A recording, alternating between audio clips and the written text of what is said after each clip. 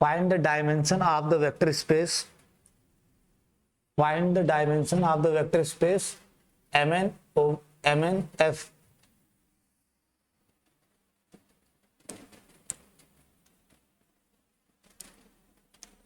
M cross N over F।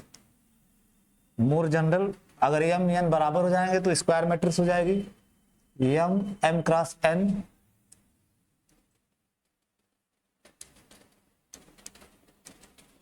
M cross N over F। Matrix vector space 5 fundamental vector spaces होते हैं, जिसमें से एक ये भी होता है matrix vector space. Here M cross N over F, इसमें सारे M क्रॉस N की मैट्रिसेज आएंगी और एंट्रीज इसमें फील्ड से आएगी, F से, फील्ड F से। तो इसको आप ऐसे लिखते हो ए जे मैट्रिक्स आई जे एफ एंट्री। और अगर बहुत प्रिसाइज लिखना चाह रहे हैं, इसका मतलब आई भी वेरी करेगा। आई एम क्रॉस एन का मतलब क्या है, यम रोज एन कॉलम। तो पहली बार आई जो है रोज को बताता है, तो I varies from 1 to m and J varies from 1 to n।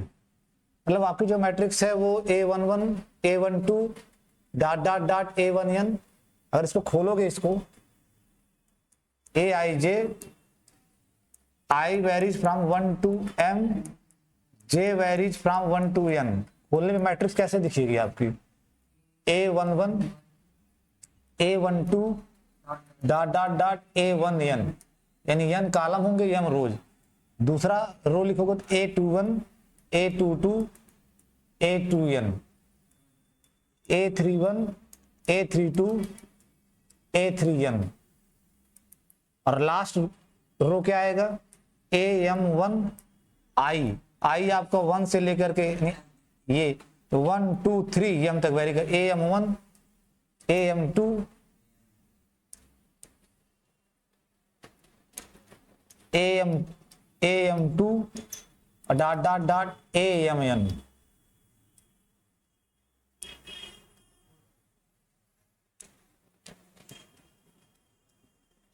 AMN। तो इसको ऐसे नहीं लिख करके ऐसे शार्टर वर्जन में लिखा जाता है ए आई जे, जहां I running from 1 to m, J running from 1 to n, जहां आई सब जो मतलब सफिक्स में इंडिसेज हैं, आई रोज को बताता है, जे कॉलम को बताता है, जे कॉलम को बताता है।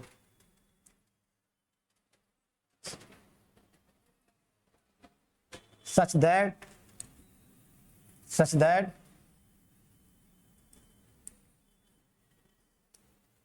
जितने भी एंट्रीज आ रहे हैं ए I जेज apostrophe S, A I जेज का मतलब जितने इसमें A11 A12 A13 A1n, यानी जितने भी एंट्रीज मैट्रिक्स में आ रहे हैं वो फील्ड से आ रहे हैं, from F, A I Js from F।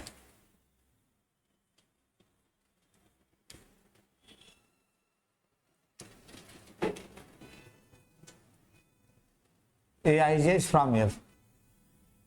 यानी m क्रॉस n की सारी मैट्रिसेज हैं over the field F। Over the field F का मतलब एंट्रीज सारे F फील्ड से होंगे।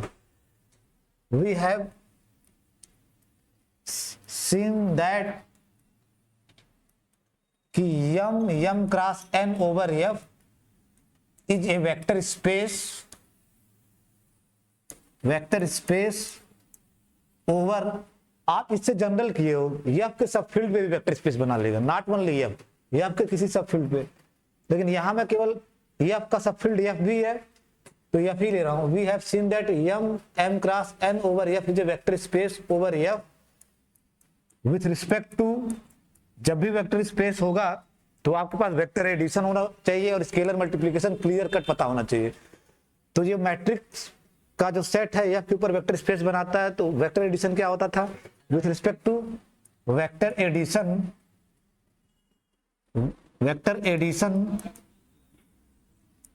As scalar multiplication, sorry vector addition as matrix addition, ordinary matrix addition,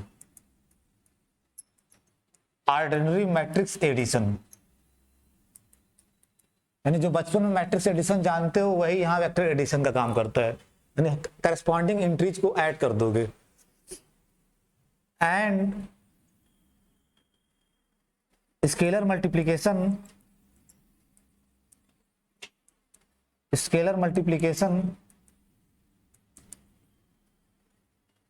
of F on m cross n over f is given by, कैसे दिया जाता था, alpha ये फील्ड का एलिमेंट, स्केलर मल्टीप्लीकेशन v की जगह ये इसका एलिमेंट आप कैसे दिखा रहे हो, ए आई जे, और कभी कभी सीधे यहां m क्रॉस n लिख दे रहा हूं मैं, A I J m cross n order के मैट्रिक्स है। तो यहां का डिफाइन कैसे किया गया था, स्केलर मल्टीप्लीकेशन हर एंट्री में अल्फा से मल्टीप्लाई हो जाएगा, equal to alpha A I J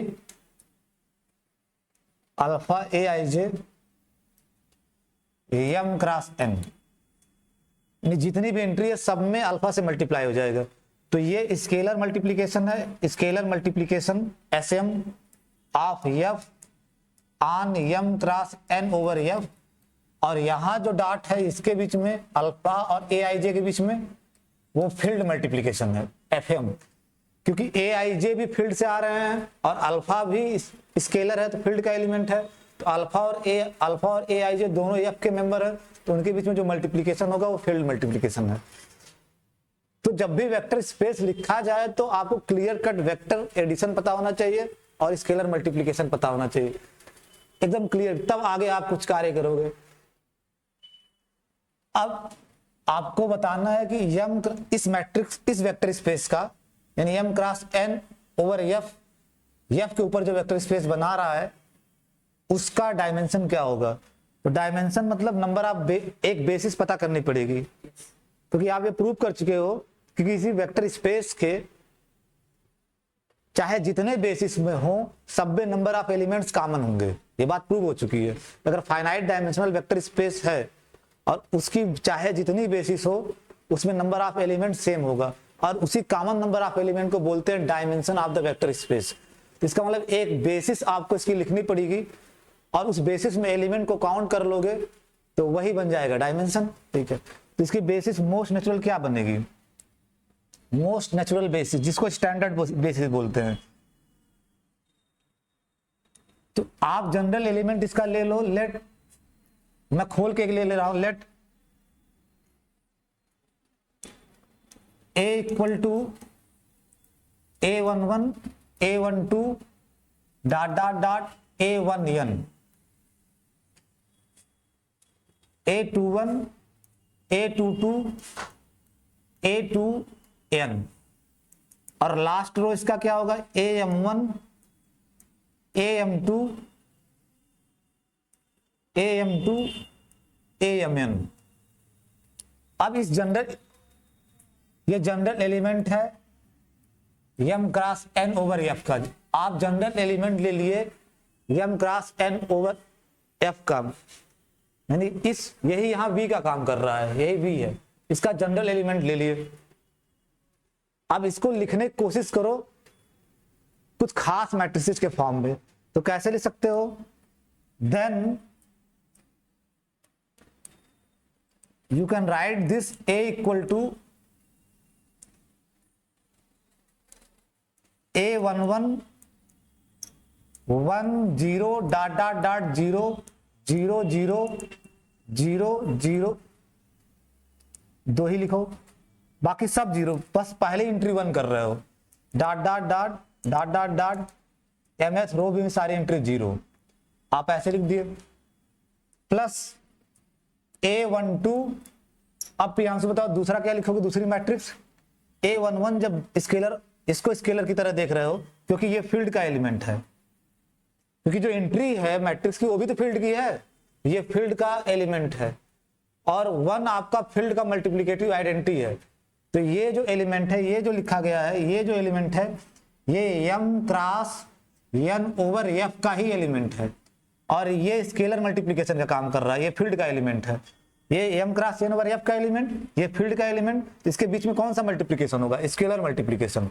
a11 जब इसको मल्टीप्लाई करोगे तो आपका क्या आएगा? a11 पहली एंट्री, बाकी सब 0 0। जब इसको अंडर करोगे स्केलर मल्टीप्लिकेशन की डिफिनीशन से तो a11 सब में मल्टीप्लाई होगा ना, a11 यहाँ a11 आएगा, बाकी सब 0 0। अब मोस्ट नेचुरली जब a12 लिखोगे तो क्या होगा? 0 1, बाकी सब 0 0 कर दो।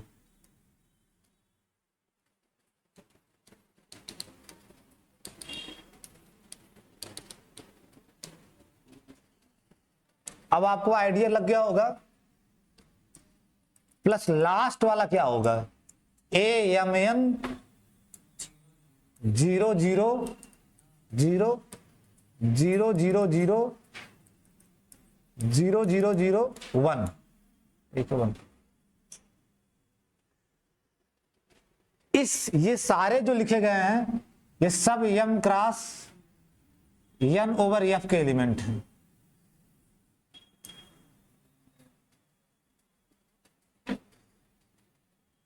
ये सारे आपके m cross n over f के एलिमेंट हैं। तो आप जनरल एलिमेंट A लिए जो आपका A11, A12, A1n, A21, A22, A2n और last row AM1, AM2, AMN, और उसको आप किस फॉर्म में लिख ले रहे हो? इस फॉर्म में। ये सजेस्ट कर रहा है कि दिस इंप्लाइज दैट या दिस सोच दैट कि S इक्वल टू 1 0 0 0 0 0 0 0 और लास्ट रो 0 0 0, ये मैट्रिक्स, ये वाली, और दूसरा क्या होगा? दूसरा जगह 1, यानी 1 by 1 आप एक एक बढ़ाते जा रहे हो, 1 by 1 एक एक जगह बढ़ाते जा रहे हो। अब 0 1 dot dot dot 0 0 0 0 dot dot dot 0 0 0 0 और लास्ट एंट्री जो इसकी होगी 0 0 डॉट डॉट 0 0 0 डॉट डॉट 0 0 0 1। ये इसमें जितने भी एलिमेंट आ रहे हैं वो m cross n over f matrices के, यानी m, ये सारे एलिमेंट आपके किसके हैं? m cross n over f के सारे। ये भी एलिमेंट है m cross n over f का, ये भी आपका एलिमेंट है m cross n over f का। तो जब इसमें जितने भी एलिमेंट s में जो आ रहे हैं वो m cross n over f set से ही आ रहे हैं, तो ओवरऑल s किसका सबसेट होगा? इसमें जो एलिमेंट आ रहे हैं वो किसके आ रहे हैं? m cross n over f से ही आ रहे हैं, तो s किसका सबसेट होगा? m cross n over f का सबसेट होगा, क्योंकि एलिमेंट वहीं से तो आ रहे हैं। ठीक है, तो दिस इज सबसेट ऑफ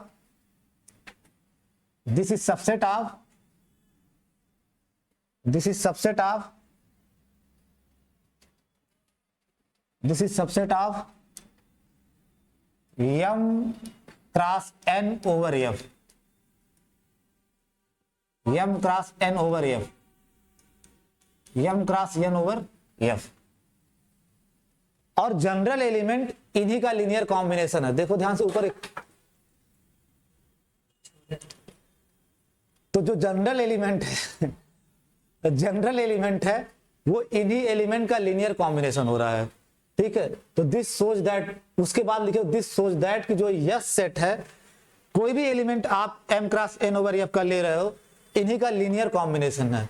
और स्केलर्स क्या काम कर रहे हैं? वही इंट्रीज a11, a12, a13। ठीक है, जनरेट्स, इसके बाद लिखना subset of m cross n over f generates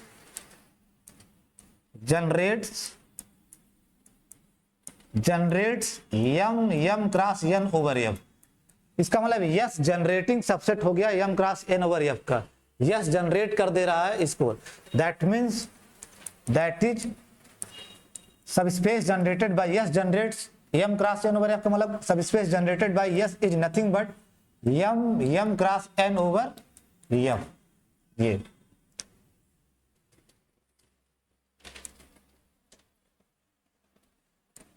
अब ये यस बेसिस कब बन जाएगा, जब Li हो जाए। तो let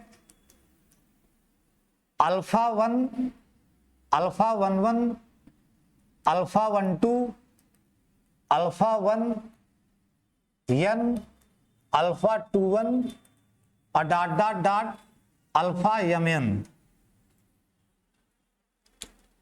alpha mn in f such that alpha 11 1 0 0 0 0 0 0 0 0 बस, और प्लस इन्हीं का लीनियर कॉम्बिनेशन वैनिश करा रहे हो, जो यस के एलिमेंट है उनका लीनियर कॉम्बिनेशन। अच्छा हाँ, एक प्रश्न तो आपसे पूछा ही नहीं, कितने एलिमेंट होंगे इस यस में, m क्रॉस n, क्योंकि कुछ कर नहीं रहे हो, एक टाइम पे एक एक एंट्री लिख रहे हो। पहले वाले मैट्रिक्स में 1 लिखे बाकी सब 0 0, दूसरे वाले मैट्रिक्स में दूसरी एंट्री 1 लिख रहे हो बाकी सब 0 0। ऐसे तीसरे वाले में क्या आएगा, पहले रो की तीसरी एंट्री 1 होगी बाकी सब 0 0। ऐसे एक एक रो 1, इसका मतलब इसमें जो एलिमेंट आएंगे वो m क्रॉस n एलिमेंट आएंगे। इसीलिए जो मैं स्केलर लिया हूं वो mn स्केलर से लिया हूं, mn स्केलर्स। तो जब इनका लीनियर कॉम्बिनेशन बनाओगे अल्फा 1 2 0 1 डॉट डॉट डॉट 0 और सीधे लास्ट वाला लिख दे रहा हूं, बाकी सब बीच में 0 0 होगा 0 0, और प्लस लास्ट वाला लिख दे रहा हूं अल्फा mn 0 0 0 0 0 0 लास्ट वाला रो 0 0 1 इक्वल टू 0 मैट्रिक्स। मतलब वैनिश कराओगे ना, लीनियर कॉम्बिनेशन वैनिश कराओगे, और m cross n over f का 0 वेक्टर क्या होगा, 0 मैट्रिक्स। ये सब काफी सीख चुके हो, 0 मैट्रिक्स। तो 0 0 0 0 0 0 0 0 0, सिर्फ 0 लिखा जाए तब भी आप 0 मैट्रिक्स समझोगे। कभी कभी टीचर सीधे 0 लिख देता है, लेकिन वो बगल में लिख देता है 0 मैट्रिक्स, 0 मैट्रिक्स, ये होगा। अब फिर जब आप स्केलर मल्टीप्लिकेशन और वेक्टर एडिशन की डिफिनीशन लगाओगे, ठीक है, स्केलर मल्टीप्लिकेशन कराओगे तो पहला वाला क्या आ जाएगा, अल्फा 1 1 बाकी सब 0 0, दूसरा वाला क्या आ जाएगा 0 अल्फा 1 2 बाकी सब 0 0, ऐसे तीसरा वाला क्या आ रहा होगा 0 0 अल्फा 1 3 बाकी सब 0 0, ऐसे लास्ट वाला क्या आ रहा होगा 0 0 0 लास्ट वाला अल्फा mn। अब फिर वेक्टर एडिशन की डिफिनीशन मतलब मैट्रिक्स एडिशन से जोड़ोगे तो इस पूरे को सॉल्व करने पे जो लेफ्ट हैंड साइड में है बराबर के, पूरा स्केलर मल्टीप्लिकेशन और वेक्टर एडिशन अप्लाई करने के बाद आपको जो मिलेगा वो मैट्रिक्स क्या होगी,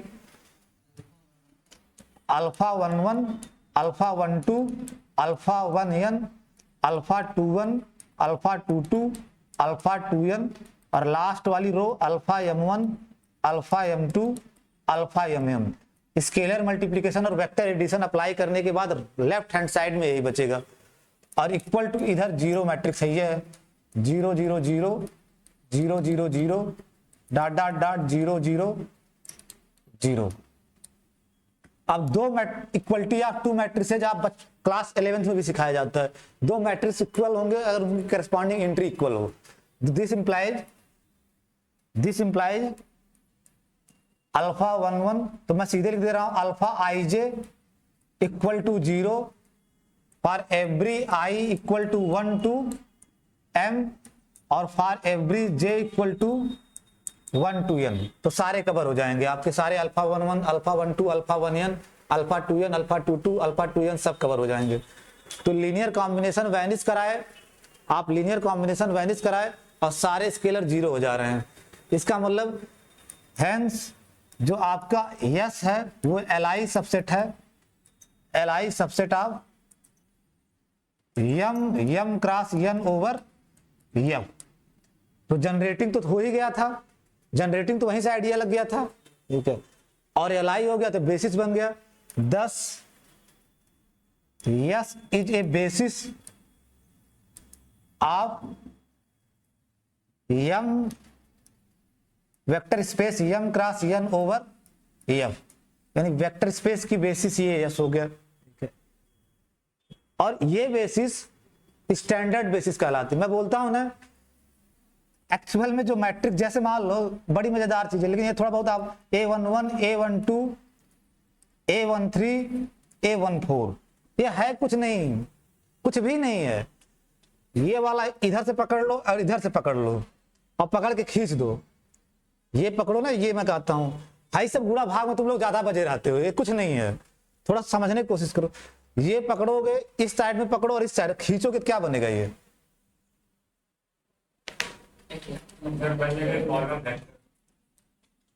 खींचने पे क्या बनेगा?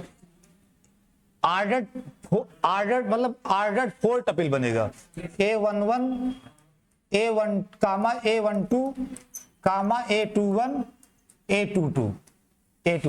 आप जो ही खोलोगे ना ऐसे खींच दो पकड़ के, ये खींचोगे तो ये दोनों एक साथ आ जाएंगे और ये दोनों पैरेलल एक साथ चले जाएंगे, ठीक है।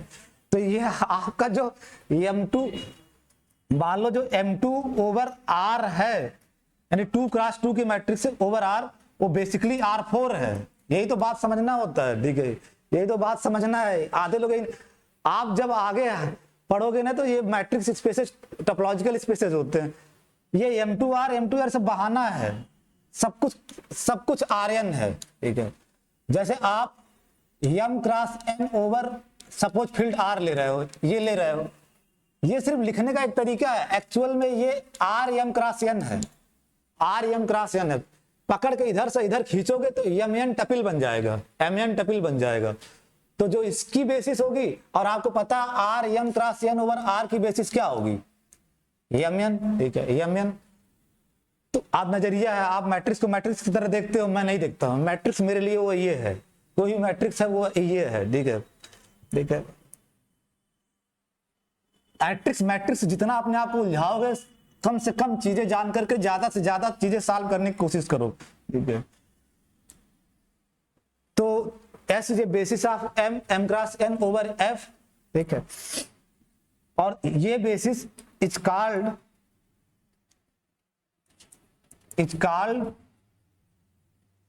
द स्टैंडर्ड बेसिस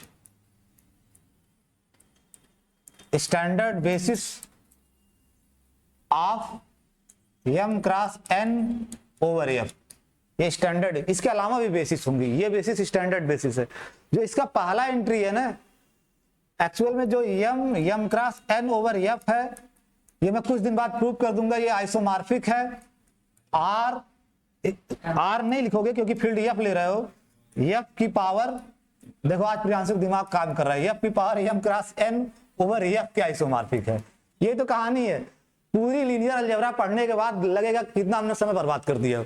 एक रिजल्ट प्रूव कर दिया जाएगा, दुनिया में कोई भी n डायमेंशन का अगर फाइनाइट डायमेंशनल वेक्टर स्पेस है, V कोई n डायमेंशन का वेक्टर स्पेस है फील्ड F के ऊपर, तो वो आइसोमॉर्फिक हो जाता है Fn के, और ये पढ़ते ही कहानी खत्म हो जाती है। मतलब अगर आपको फाइनाइट डायमेंशन वेक्टर स्पेस पढ़ना है तो Fn पढ़ लो, कोई भी फाइनाइट डायमेंशन का वेक्टर स्पेस होगा तो वो F, अगर मान लो V n डायमेंशन का वेक्टर स्पेस है F के ऊपर, तो ये आइसोमॉर्फिक हो जाएगा Fn ओवर F के। इसका मतलब कि इसको न पढ़ के इसको पढ़ ले तो फाइनाइट डायमेंशन, इसीलिए कहा था लीनियर अलजेब्रा BSc 2 की कुछ भी नहीं है, Fn F है बस, ठीक है, कि हर फाइनाइट डायमेंशन का वेक्टर स्पेस इसी तरह का होगा। और इसको क्या बोलते हैं? Coordinate space. कोई भी वेक्टर स्पेस लोगे, अगर वो फाइनाइट डायमेंशन का है, अगर जैसे V लिए वेक्टर स्पेस है F के ऊपर n डायमेंशन का, तो आइसोमॉर्फिक हो जाएगा Fn ओवर F के। और आइसोमॉर्फिक वेक्टर स्पेसेज है सेम वेक्टर अलजेब्राइक प्रॉपर्टी, तो इसको पढ़ने के बजाय इसको पढ़ लिया जाए। तो अप टू आइसोमॉर्फिज्म दुनिया में केवल एक ही फाइनाइट डायमेंशन का वेक्टर स्पेस है, वो कौन सा है? Fn over F। Up to isomorphism, सब पे ध्यान देना, अप टू आइसोमॉर्फिज्म दुनिया में केवल एक ही वेक्टर स्पेस है, ठीक है, फाइनाइट डायमेंशन का Fn ओवर F। इसीलिए आज के बाद BSc सेकंड ईयर के बाद कभी भी फाइनाइट डायमेंशनल वेक्टर स्पेस पढ़ाया ही नहीं जाता है, सब इनफाइनाइट डायमेंशनल वेक्टर स्पेस में आजकल मैथमेटिक्स चल रही है। क्यों? क्योंकि जब क्लासिफाई हो गया कि फाइनाइट डायमेंशन का वेक्टर स्पेस दुनिया में एक ही है Fn ओवर F, तो क्या पढ़ना है उसको जितना पढ़ना लिखना था सब पढ़ लिए, ठीक है। लेकिन आपको इसलिए पढ़ाया जा रहा है कि थोड़ा बहुत 50 नंबर का सवाल भी है, और थोड़ा आज के जनरेशन में कंप्यूटर साइंस की दुनिया में आइगन वैल्यू, आइगन वेक्टर, ये सब चीजें बहुत यूज हो रही हैं, तो पढ़ा दिया जाता है, अदरवाइज नहीं पढ़ाना चाहिए सब। देखो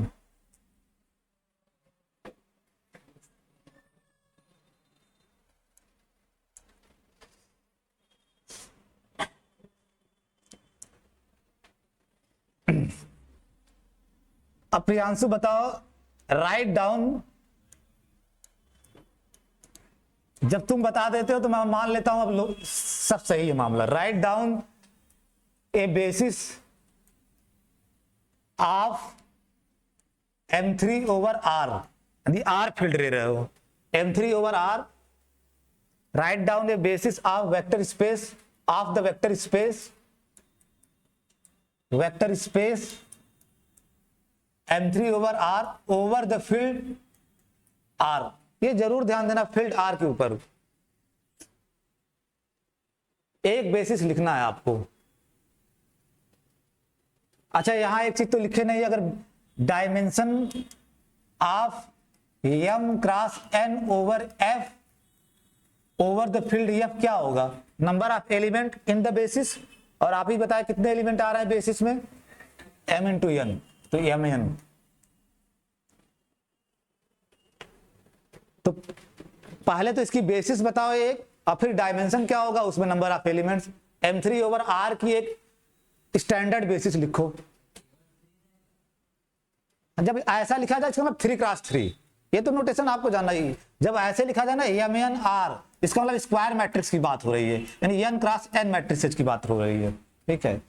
तो M3 ओवर R का मतलब 3 क्रॉस 3 की, यानी स्क्वायर मैट्रिक्स की बात हो रही है, 3 क्रॉस 3 की सारी मैट्रिक्स। तो right down the standard basis of this vector space, और वहीं से फिर डायमेंशन पता चल जाएगा। तो इसकी स्टैंडर्ड बेसिस क्या होगी?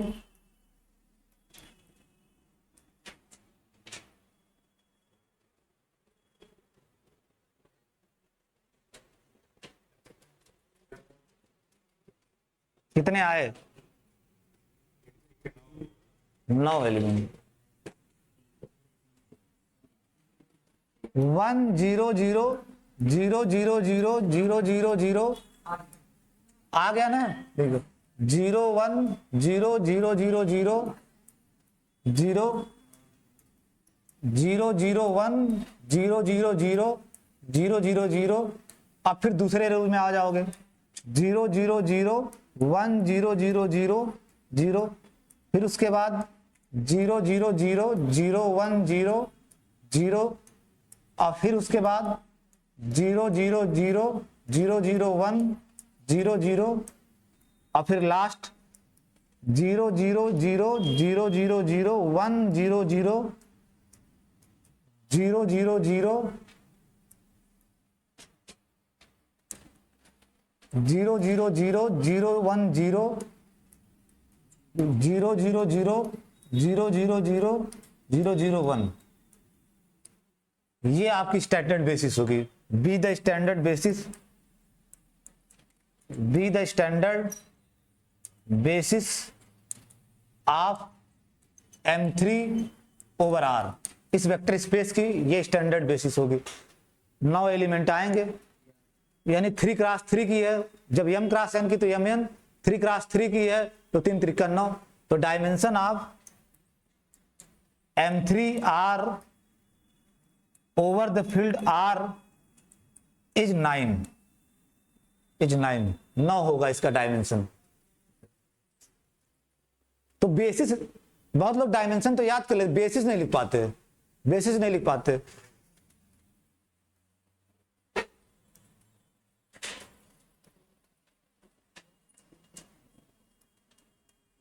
प्रियांशु आपके लिए है क्वेश्चन, फाइंड ए बेसिस, एक बेसिस बताना, बेसिस कई हो सकते हैं, एक बेसिस बताना है M3 M2 ओवर R, यानी 2 क्रॉस 2 की matrices over the field of real numbers. ये V है आपका, V, और फील्ड आप ले रहे हो C, ठीक है, फील्ड आप ले रहे हो C।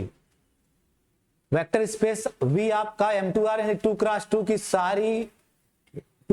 की सारी मैट्रिसेज जहां एंट्री R से आ रही हैं। फील्ड C ले रहे हो, what is that, find A basis of this vector space over that field.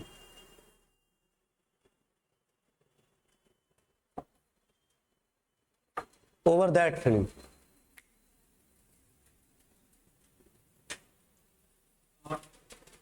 8।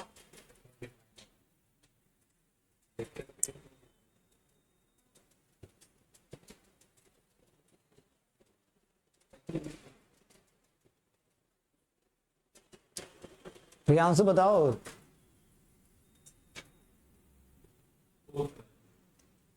2 दूना 4, 4 ना, ठीक है। अच्छा बताओ, ये एलिमेंट, ये जो यहाँ ये एलिमेंट 1 2 3 4, ये एलिमेंट यहाँ का है ना, यहाँ देखो ये एलिमेंट यहाँ का है ना, V का, ठीक है। और I आपका फील्ड का एलिमेंट है कि नहीं, क्योंकि C है, I फील्ड का एलिमेंट है। अब स्केलर मल्टीप्लिकेशन बना रहा हूं, I स्केलर मल्टीप्लिकेशन, फील्ड का स्केलर मल्टीप्लिकेशन V के ऊपर 1 2 3 4 क्या आएगा by definition of scalar multiplication, सब में I मल्टीप्लाई हो जाएगा तो आपका I आ गया, ये 2I आ गया, ये 3I आ गया, ये 4I आ गया।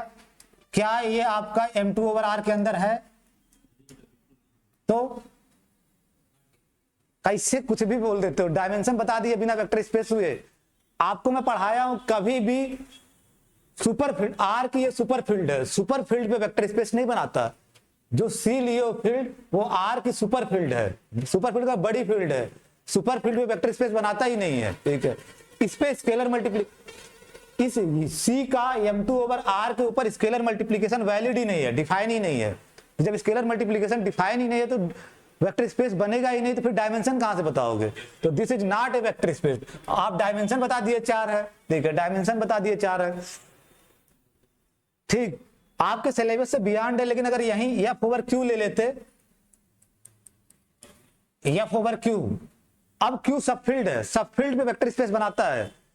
अगर R ले रहे हो और Q R की सब फील्ड है तो M2R Q के ऊपर वेक्टर स्पेस बनाएगा।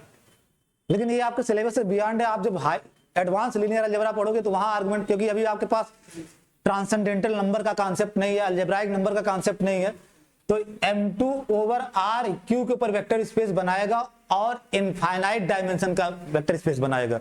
इस बात को नोट में लिख लो, ठीक है। तो ये गड़बड़ है, ये वेक्टर स्पेस ही नहीं है। M2/R C के ऊपर वेक्टर स्पेस नहीं बनाएगा। M2/R is not a vector space, is not a vector space over the field of complex number, but M2/R यानी 2x2 की सारी मैट्रिसेज जहां एंट्री R से आ रही है is a vector space, is a vector space over Q, Q के ऊपर vector space बनाएगा, क्योंकि Q R की सब फील्ड है, सब फील्ड में वेक्टर स्पेस बनाएगा। And dimension of M2R over Q is infinite, ये इनफाइनाइट डायमेंशन का वेक्टर स्पेस है। M2/R Q के ऊपर इनफाइनाइट, रीजन मुझे नहीं जानना, अपने नॉलेज के लिए जान लो कभी भी, ये तो बहुत बड़ी बात है। R Q के ऊपर वेक्टर स्पेस बनाएगा तो dimension of R over Q ये भी इनफाइनाइट है। जब भी फील्ड Q कर दोगे, ठीक है, Q कर दोगे तो वो इनफाइनाइट डायमेंशन का वेक्टर स्पेस होगा, इनफाइनाइट डायमेंशन का वेक्टर, अपने नॉलेज के लिए जान लो। अभी इसका प्रूफ इसलिए नहीं दे सकता हूं क्योंकि अभी आपके पास अलजेब्राइक नंबर का कॉन्सेप्ट नहीं है, ट्रांसेंडेंटल नंबर का कॉन्सेप्ट नहीं है, तो ये बेसिस नहीं बना है। अगर जानना है, आपको पढ़ना है तो आप सर की किताब को पढ़िएगा, रामजीलाल सर की किताब में उसमें लिखा गया है कि R ओवर Q क्यों इनफाइनाइट डायमेंशन का वेक्टर स्पेस है। बट समझ में आपको कुछ आएगा नहीं, इसलिए टाइम मत बर्बाद करना, ठीक है।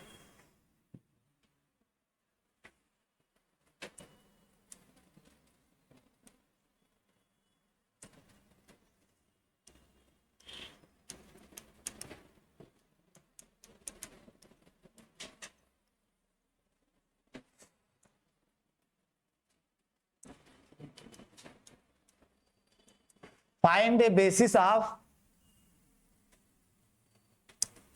Cn over C, Cn over C vector space है, कामा Cn ओवर R, इसकी भी बताना है, एंड Cn, इसकी बेसिस तो बता ही नहीं पाओगे तो रहने दो, ठीक है, इन दोनों की बेसिस बताओ, एंड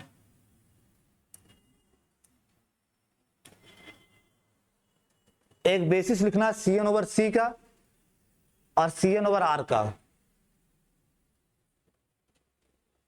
अब जब बेसिस पता चल जाएगा तो डायमेंशन पता चल जाएगा।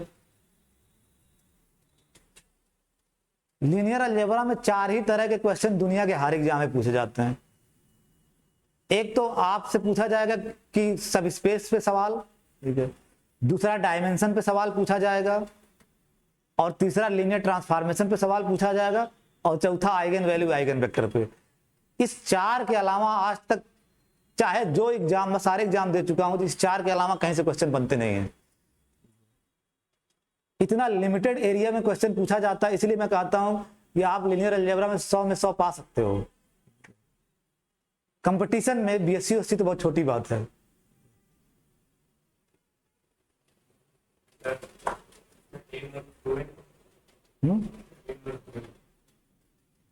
हाँ,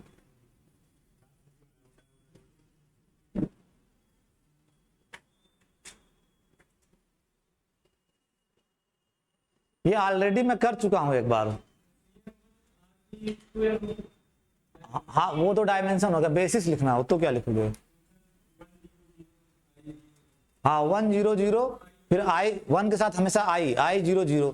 तो इसकी जो एक बेसिस होगी Cn ओवर C की बेसिस, यानी इसकी बेसिस जिसको मैं B1 से दिखा रहा हूं वो क्या होगा? जब खुद सेम फील्ड ले रहे हो तो आपका 1 0 0 0 ही होगा, और दूसरा 0 1 0 0, यानी एन टपिल है। 1 भी तो कॉम्प्लेक्स नंबर है, 0 भी कॉम्प्लेक्स नंबर है। जब Cn ओवर C देखोगे तो बेसिस ये होगी 1 0 0 0 1 0 0, और ये 1 कॉम्प्लेक्स नंबर है। और लास्ट वाला क्या आएगा आपका 0 0 0 1, ये बेसिस होगी। क्यों बेसिस होगी ये? क्योंकि कोई भी जनरल एलिमेंट आप उसका लोगे Z1 Z2 dot dot dot Zn belongs to Cn, general element आप Cn का ले लिए, क्यों ये बेसिस होगी? पहले चेक भी तो कर लो ये बेसिस क्यों होगी। Zn Z2 Zn belongs to Cn। In general अगर तुम थोड़ा और दिमाग लगाओ तो Fn ओवर F की बेसिस ये होती है, Fn ओवर F की यही बेसिस होती है, बस F की जगह C आ गया है, क्या फर्क पड़ता है? Fn ओवर F की यही बेसिस होती है स्टैंडर्ड 1 0 0 0 0 1 0 0 0 0 0 1, और F की जगह C है तो भी तो यही बेसिस होगी। बस यहाँ 1 C का एलिमेंट है, ये भी C का एलिमेंट है, ये भी C का एलिमेंट है, ये भी, ये 0 कॉम्प्लेक्स नंबर 1 कॉम्प्लेक्स नंबर। और अगर आप इसे वेरीफाई करना चाह रहे हो कि ये बेसिस है तो एक जनरल एलिमेंट लो, देन Z1 Z2 Zn को लिख सकते हो Z1 1 0 0 और प्लस Z2 0 1 0 0 0 और plus dot dot dot last वाला Zn 0 0 0 कामा 1, ये तो लिखोगे प्रियांशु, ठीक है, क्योंकि फील्ड यहां C ही है तो ये स्केलर का काम कर जाएगा। यहाँ फील्ड क्या है? C ही है, तो Z1 scalar, Z1 complex number, ये स्केलर का काम कर जाएगा। Z1 Z2 Zn स्केलर का काम कर जाएगा। और ये एलिमेंट आपके Cn के हैं, ये सारे एलिमेंट आपके Cn के हैं, Cn के, ये Cn के, तो यहां से क्लियर होता है ये Cn के एलिमेंट हैं, ये सारे Cn के एलिमेंट हैं। यहां से क्लियर होता है कि ये जो B1 है, जब जनरल एलिमेंट Cn का इनका लीनियर कॉम्बिनेशन हो जा रहा है, इसका मतलब B1 generates Cn, B1 generates Cn, उसका जनरल एलिमेंट इनका लीनियर कॉम्बिनेशन हो जा रहा है ना, तो B1 जनरेट्स Cn। और फिर Li दिखाना बड़ा आसान है, Li दिखा दो तो ये बेसिस होगा। जब Cn ओवर R लेते हो, Cn ओवर R लेते हो, तब जो बेसिस आएगी, तो कोई arbitrary element Z1 Z2 Zn आप Cn का लोगे तो देन अब की बार फील्ड आर है तो Z1 को real A1 plus A plus I B के फॉर्म में लिखो, क्योंकि स्केलर सबकी बार आर से आएंगे, नॉट कॉम्प्लेक्स नंबर्स होंगे। तो इसको लिख लिया A1 plus I B one, A2 plus I B two plus dot dot dot AN plus I B N. Then क्योंकि कभी कभी आप डायरेक्ट बेसिस लिख दोगे, मानेंगे नहीं एग्जाम में डायरेक्ट बेसिस, ये सब आपको करके दिखाना पड़ेगा। Then Z1 Z2 Zn equal to ये लिख सकते हो, आर्बिट्रेरी एलिमेंट लिए हर Z1 इसी तरह से लिखा जा सकता है, रियल पार्ट इमेजिनरी पार्ट। अब इसको लिख सकते हो A1 1 0 0 0, ठीक है, A1 1 0 0 ये Cn का एलिमेंट है, element of Cn, element of Cn, क्योंकि 1 कॉम्प्लेक्स नंबर है। दूसरा B1 I 0 0, ये तो लिख सकते हो B1 I 0 0, और प्लस जब पहले एंट्री के लिए लिख रहे हो इसी तरह से दूसरे एंट्री के लिए हो जाएगा, प्लस A2 0 1 0 0 और प्लस B2 0 I 0, ठीक है, ये होगा, और plus dot dot dot last वाला AN 0 0 1, क्योंकि लास्ट एंट्री में AN आ रहा है, तो AN 0 0 1 और plus BN 0 0 I last.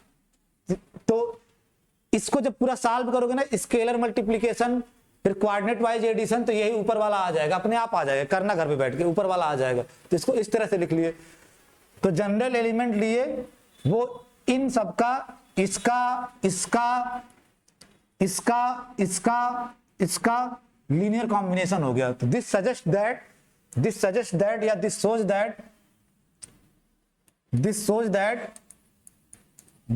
That कि S इक्वल टू 1 0 0 0 और हर के साथ I अटैच होगा, I 0 0 और फिर उसके बाद 0 1 0 0 I 0 और लास्ट वाला 0 0 1 0 0 I, ये जनरेट्स Cn, ये जनरेट कर, यानी जनरल एलिमेंट Cn का लिया, इनका लीनियर कॉम्बिनेशन होने का मतलब क्या है कि इनसे बना जो सेट होगा, इनसे बना जो सेट होगा वो जनरेट कर दे रहा है।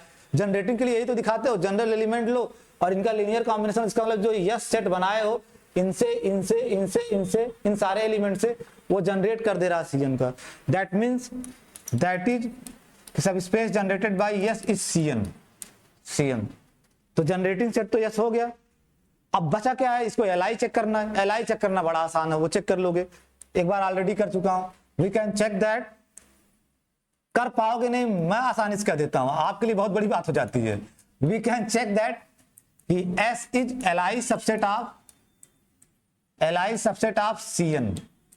तो S Li भी हो गया और जनरेटिंग भी हो गया, hence yes is a basis of Cn over R, Cn over R की बेसिस हो गई।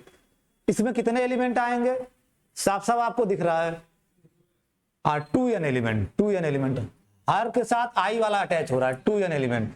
तो 10 डायमेंशन ऑफ Cn, यानी Cn वेक्टर स्पेस का R के ऊपर डायमेंशन क्या है, 2n। तो Cn का R के ऊपर वेक्टर स्पेस डायमेंशन 2n और Cn का C के ऊपर डायमेंशन n, क्योंकि इन जनरल आप पढ़ चुके हो कि Fn का F के ऊपर डायमेंशन n।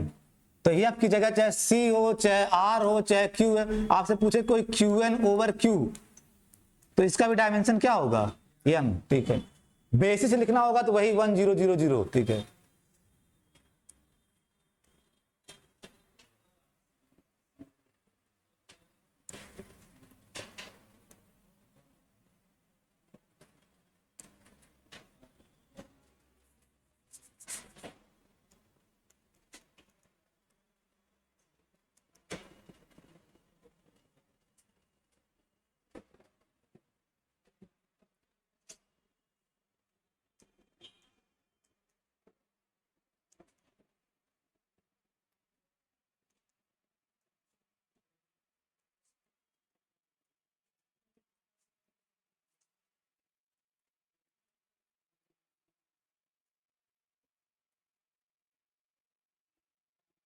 सिमेट्रिक मैट्रिसेस जो होती है हमेशा स्क्वायर मैट्रिसेस जो होती हैं।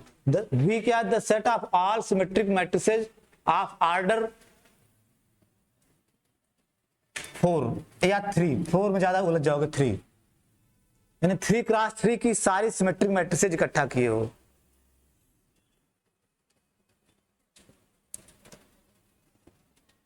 Prove that V is a सब स्पेस, यानी जो सब स्पेस दिखा इसको W मान लो। प्रूव दैट, इसको W मान लिया। Prove that W is a subspace of V यानी M3 over R, M3 over R, the set of all symmetric matrices of order 3 over the field of real numbers, over the field of real numbers, यानी 3x3 की सारी symmetric matrices इकट्ठा किए हो W में, और over R का मतलब इंट्रीज रियल नंबर है। तो पहले तो आपको दिखाना है कि ये सब स्पेस होगा M3 over R, vector space M3 over R, यानी 3x3 की सारी जो मैट्रिसेस हैं उसका सब स्पेस होगा। इसकी फील्ड क्या होगी, इसकी फील्ड क्या होगी, R ही होगी फील्ड, कोई नई फील्ड थोड़ी ना होगी, एक R ही। तो सब स्पेस दिखाओ और फिर डायमेंशन बताओ। बड़े अच्छे अच्छे क्वेश्चन डायमेंशन बनते हैं, मतलब मैं 5 दिन तो डायमेंशन में पढ़ा हूं। डायमेंशन के अलावा किसी के पास कोई क्वेश्चन ही नहीं रहता है। डिफरेंट डिफरेंट टाइप के सब स्पेस बनाएंगे, उनका डायमेंशन पूछेंगे। अब सिमेट्रिक मैट्रिक्स की डिफिनेशन पता है आप लोगों को? वो तो पहले से तुम्हें पता है, ठीक है, हमको बेसिस बता के बताओ। पहले तो सब स्पेस कब आप किसी मैट्रिक्स ए को सिमेट्रिक मैट्रिक्स बोलोगे? सिमेट्रिक मैट्रिक्स की डिफिनेशन नहीं, बस Aij equal to AJI for all IJ जहां पे भी वेरिएशन होगा।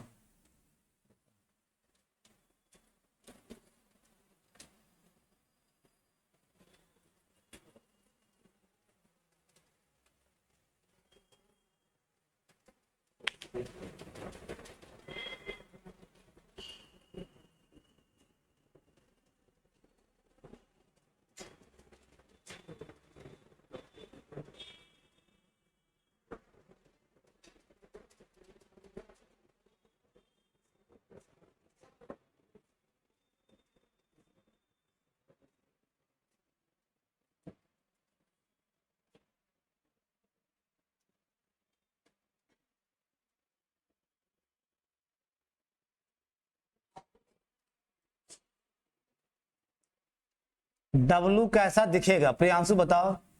आपको एक कंडीशन है, A 3x3 की मैट्रिक्स है, A11, A12, A13, A21, A22, A23, A31, A32, A33।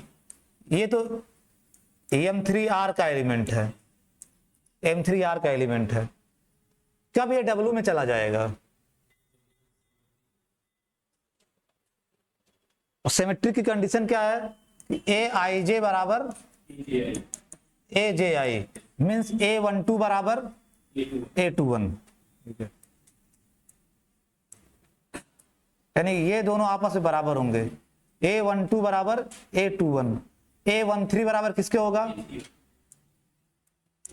A13 आपका किसके बराबर होगा? A31 के।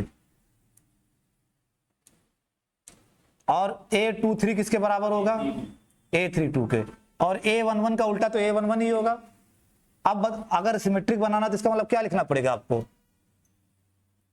A, ठीक है, A तो रहेगा ही, ठीक है, A11, ठीक है, A22, A33, ये तो ऐसे ही रहेगा। A12 और A21 भी A12 के बराबर हो गया, तो यहां पे क्या लिख दोगे? A12, ठीक है, और A13 और A31 के बराबर होगा तो यहां पे क्या लिख दोगे? A13, ठीक है। A23 तो A32 भी A23 के बराबर, यहां क्या लिख दोगे? A23, ठीक है। इसी तरह का तो दिखेगा, ठीक है। अब जनरल वे में ये 1 1 फन 1 सब हटा दो, ठीक है।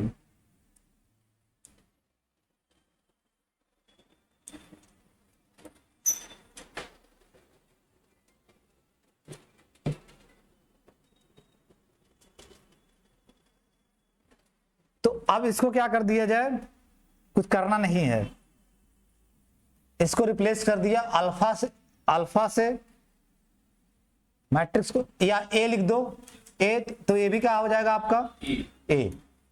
देखो आज तुम्हें पढ़ाते ज्यादा अच्छा रहता है, ठीक है एकदम तुम्हारा। और ये अगर बी लिख दिए तो ये बी हो जाएगा, देखो। और अगर ये सी लिख दिए तो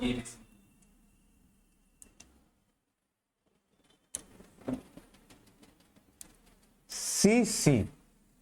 और ये A11 A12 A13 सब 1 1 फन 1 न दिखे, हटा दो सब, ये अनवन 1 1 कुछ नहीं दिखे सब।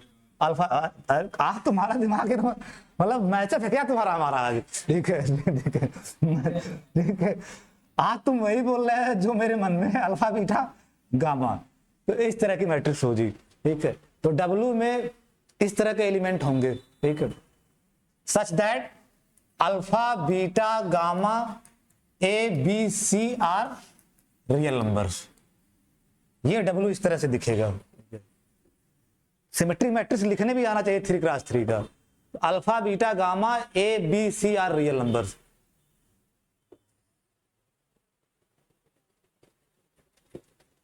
पहला काम आपको यह दिखाना है कि ये जो डब्ल्यू में लिखा हूं वो सब स्पेस है M3 ओवर R का। सब स्पेस दिखाने के लिए क्या दिखाना होगा कि दो एलिमेंट यहां का लो और एक स्केलर लो, दो एलिमेंट यहां का लो, let A B from W and एक स्केलर। स्केलर मतलब फील्ड, यहां फील्ड क्या है आर, यहां फील्ड क्या है आर। एक रियल नंबर लिया आर, स्केलर आर। अब दिखाने की कोशिश करोगे कि alpha scalar multiplication A plus B भी आपका कहां आ जाए डब्ल्यू में। सब स्पेस दिखाने के लिए ही तो दिखाना होगा। अगर ए बी डब्ल्यू में है, अल्फा आर में है, तो alpha scalar multiplication A plus B भी डब्ल्यू में आ जाए। ये प्लस कौन सा प्लस है प्रियांशु?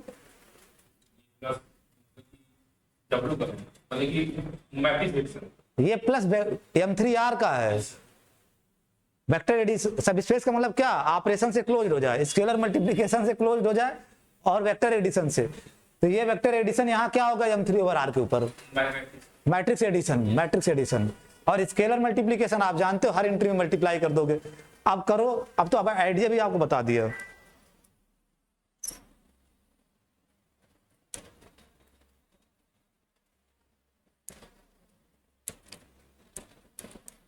अगर ए डब्ल्यू में है तो सिमेट्रिक मैट्रिक्स होगा, तो then A equal to alpha beta gamma जो तुम बताए ए बी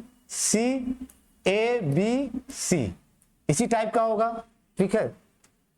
और बी भी आपका डब्ल्यू में है तो वो भी इसी टाइप का होगा, alpha dash beta dash gamma dash A dash B A prime B prime. ये क्या हो रहा है भाई साहब?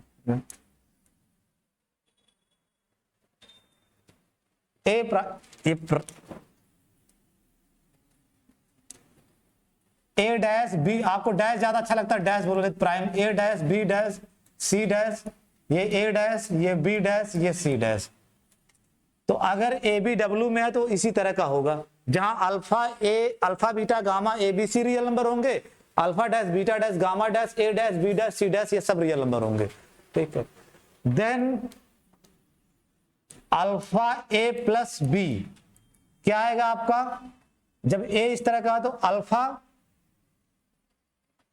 एक्चुअल में आप यहां अल्फा ले लिए तो स्क्वायर कर देगा वो, तो थोड़ा सतर्क रहना आपको।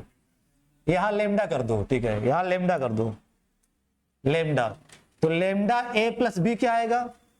ठीक है, lambda A plus B, lambda alpha lambda A lambda B. Scalar multiplication का मतलब क्या होता है? सारी एंट्री में लेमडा से मल्टीप्लाई हो जाएगा। Lambda A lambda beta lambda C lambda B lambda C lambda gamma.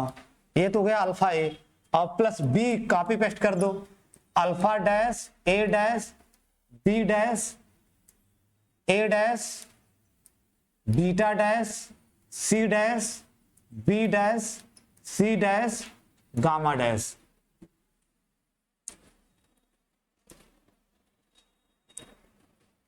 अब फिर वेक्टर एडिशन मतलब मैट्रिक्स एडिशन, करस्पॉन्डिंग एंट्री को जोड़ दो तो लेमडा करस्पॉन्डिंग एंट्री को जोड़ोगे, यहां मैट्रिक्स एडिशन ही तो है वेक्टर एडिशन, तो lambda alpha plus alpha dash, lambda A plus A dash, lambda B plus B dash, lambda A plus A dash, lambda beta plus beta dash, corresponding entry को जोड़ना है, lambda C plus C dash, lambda B plus B dash, lambda C plus C dash, lambda gamma plus gamma dash. जो आया lambda A plus B finally ये निकल के आया। Check करो क्या सिमेट्रिक मैट्रिक्स है कि नहीं। सिमेट्रिक मैट्रिक्स चेक करने के लिए बस इतना चेक करना होता है कि ये इसके बराबर हो, ये इसके बराबर हो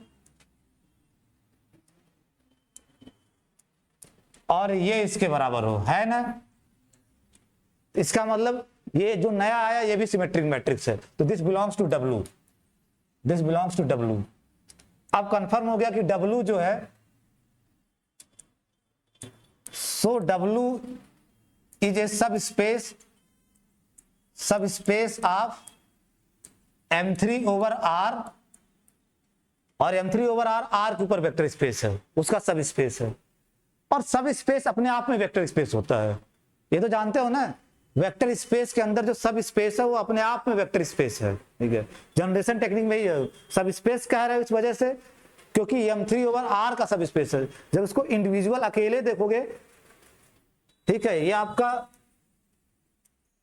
M3 ओवर R के ऊपर वेक्टर स्पेस है, और इसके अंदर आपका W सिमेट्रिक मैट्रिसेज 3x3 का ये सब स्पेस है। इसको जब निकाल के बाहर करके भी देखोगे ना तो अपने आप में वेक्टर स्पेस है। किस ऑपरेशन के रिस्पेक्ट में? मैट्रिक्स एडिशन और स्केलर मल्टीप्लिकेशन ऑफ मैट्रिसेज के रिस्पेक्ट में, ठीक है। तो सब इसे, अब नेक्स्ट क्वेश्चन होगा कि find A basis, find A basis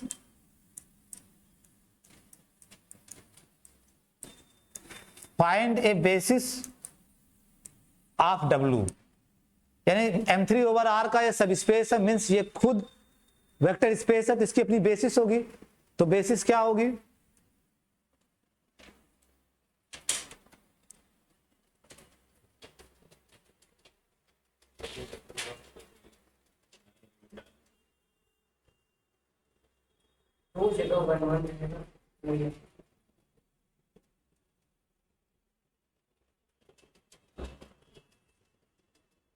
right down the basis.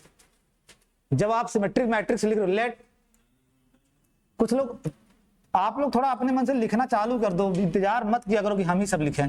Late A equal to alpha beta gamma A B. आप लोगों की आदत है कि घर जाके पढ़ेंगे, यही सबसे बड़ी गड़बड़ी होती है, इसीलिए आप लोग कुछ लिख नहीं पाते एग्जाम में। लेट बी सी, इंतजार होती है कि बस ऐसे सब लिखवा उखवा दो, टाइम मिलेगा तो पढ़ेंगे घर पे, ठीक है, टाइम मिलेगा पढ़ेंगे। तो ये जनरल एलिमेंट है, इसमें इंट्रीज कितनी है जो इंडिपेंडेंट है? Alpha beta gamma A B C. तो इसको जब लिखोगे तो क्या लिखोगे?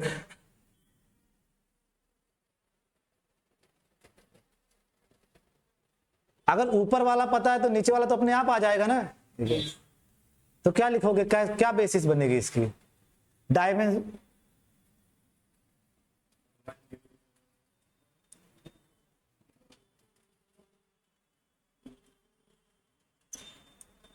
अल्फा 1 0 0 0 0 0 0, आप ऐसे लिख सकते हो, और प्लस ए, दूसरा स्केलर ए, क्योंकि ये सारे real number alpha A B beta gamma C सब रियल नंबर हैं, तो ये स्केलर का काम कर जाएंगे। अब इसी को 1 और 0 मैट्रिक्स, 1 और 0 से बनी मैट्रिक्स के फॉर्म में लिखना है। तो अल्फा 1 0 0 0 0 0 0 फिर अल्फा मल्टीप्लाई हो जाएगा तो अल्फा, बाकी सब 0 0 हो जाएगा।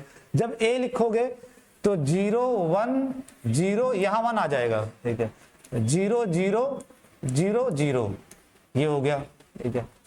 और प्लस बी, जब बी लिखोगे क्या आएगा आपका 0 0 1, ठीक है, 0 0 0 1 0 0 यही तो आएगा, ठीक है। बी दो जगह है, यहाँ है और यहाँ है, तो मल्टीप्लाई करने पे बी यहाँ आएगा और यहाँ आएगा, बाकी सब जगह 0 0।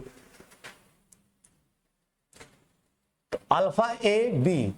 अब क्या बचा है बीटा, और जब बीटा लिखोगे तो क्या होगा आपका 0 0 0 0 1 0 0 0 0।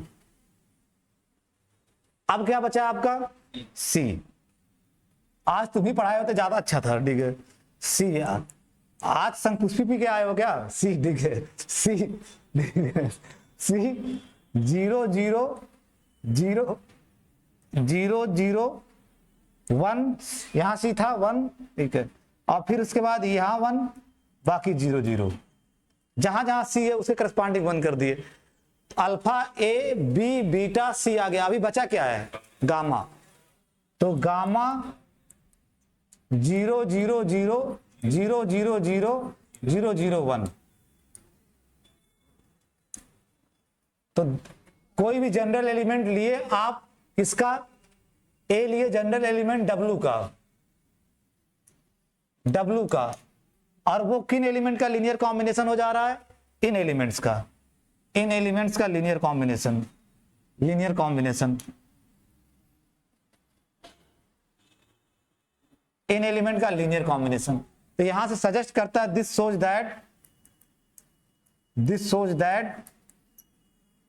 सोच दैट कि S इक्वल टू 1 0 0 0 0 0 0 कामा 0 1 0 1 0 0 0 कामा,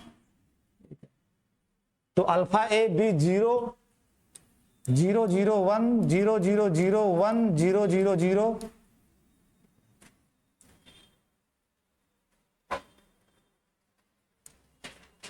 कामा, क्योंकि डायमेंशन बहुत लोग रट्टा मारे रहते हैं, बेसिस लिखना ज्यादा इंपॉर्टेंट। जितने भी देखो अंसाल में सवाल पूछा गया वो बेसिस पूछते हैं आपसे, वो जानते हैं कि डायमेंशन आप बता लोगे या नहीं आओ गिरते पड़ते, लेकिन वो जानते हैं कि तुम ही होशियार नहीं हो, उनको बेसिस चाहिए। आप give a basis of that vector सब स्पेस, ठीक है, वो भी तुमसे कम होशियार थोड़ी ना पेपर बनाने वाला। डायमेंशन तो सब गेस से बता देते हैं कि इसका डायमेंशन यही होगा, ठीक है, इसका डायमेंशन यही होगा, ठीक है। तो अब उसके बाद बीटा वाला लिखोगे 0 0 0 0 1 0 0 0, और फिर सी वाला 0 0 0 0 0 1 0 1 0, और फिर गामा वाला आपका 0 0 0 0 0 0 0 0 1। ये बेसिस हुई इसका, ये एक बेसिस है इसका। और इसमें एलिमेंट कितने हैं 6। तो डायमेंशन ऑफ W और फील्ड R है, set of all 3x3 symmetric matrices का ओवर R का डायमेंशन क्या आया 6।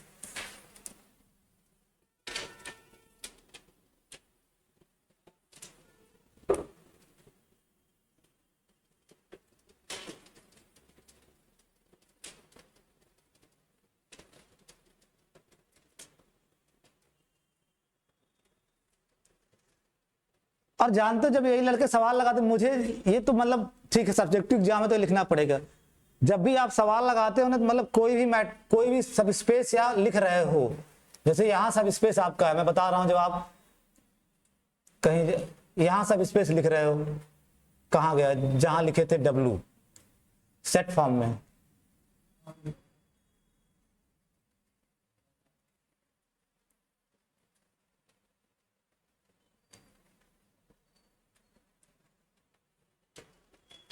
बस सच दैट के बाद देखो कितनी इंडिपेंडेंट एंट्री है, कितनी इंडिपेंडेंट एंट्री है, अल्फा बीटा गामा ABC कितनी संख्या में है 6 में, ऑफ कोर्स वही डायमेंशन, तय बात है वही डायमेंशन होगा। तो लड़के यहीं से बता देते हैं डायमेंशन 6 फ्री वेरिएबल्स हैं। किसी सिमेट्रिक मैट्रिक्स को रिप्रेजेंट करने के लिए कितने फ्री वेरिएबल की, फ्री मतलब जिसको इंडिपेंडेंट वेरिएबल बोलते हो, किसी इस सिमेट्रिक मैट्रिक्स को रिप्रेजेंट करने के लिए 6 फ्री वेरिएबल की जरूरत पड़ रही है। इसका मतलब इसका डायमेंशन 6 होगा। और बेसिस लिखने का तरीका जो मैं आपको बताया हूं, देखिए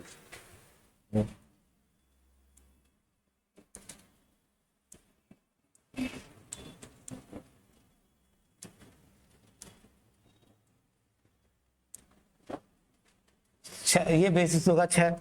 इसी को लिख देते हैं, अगर 3x3 की मैट्रिक्स है जो ये जैसा कि इसने तो आप लिख देते हैं 3 × 3 + 1/2 दैट इज 6। आप सॉल्व करोगे क्या आएगा, 60 तो आएगा। ठीक है, तो जब 3x3 की मैट्रिक्स ये है, अब अगर आप इसी को जनरलाइज करो, हालांकि जनरलाइज करना ये तो बेवकूफी है, आप रिग्रेस आप दिखा सकते हो कि अगर आपका W the set of all symmetric matrices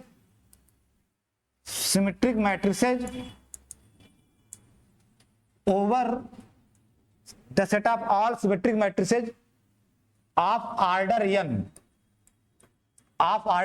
n 3 की जगह n कर दी, यानी n क्रॉस n की सारी symmetric matrices over the field of real numbers, आप चेक कर सकते हो इज ए सबस्पेस ऑफ, इसका सबस्पेस होगा ये mn ओवर आर का, mn ओवर आर का सब स्पेस होगा। उसी तरीके से जैसे उसी को जनरलाइज कर रहे हो, तो W the set of all symmetric matrices over, यहां कैसे एक एक्स्ट्रा ओवर आ गया, symmetric matrices of order n over the field of real number comma is a subspace of mn over R. और इसकी भी फील्ड आपकी क्या है, r, फील्ड r ही लेके चल रहे हो, फील्ड r क्यों ले लोगे तब तो इनफाइनाइट डायमेंशन का हो जाएगा, फील्ड आर ही है। ठीक है, फील्ड आर ही है। यहाँ जो फील्ड है मैं यहाँ लिख दे रहा हूँ, यहाँ फील्ड आर है, इस पूरे डिस्कशन में फील्ड आर है। ठीक है, फील्ड आर है, तो डायमेंशन क्या होगा अगर वही जनरलाइज करो, तो dimension of W over R is n × n + 3 की जगह जहां जहां 3 है वहां n कर दो, n × n + 1/2, और this is nothing but summation n, यानी sum of first n natural number. ये तो क्लास 12 में पढ़ाया जाता है, sum of first n natural number n × n + 1/2। तो अगर n क्रॉस n की सिमेट्रिक मैट्रिसेज है फील्ड r के ऊपर, ठीक है, फील्ड r के ऊपर, तो उसका डायमेंशन क्या होगा, n × n + 1/2। और चलो बाकी सवाल कल पूछते हैं, एक आध थ्योरम कर लिया जाए। ठीक है,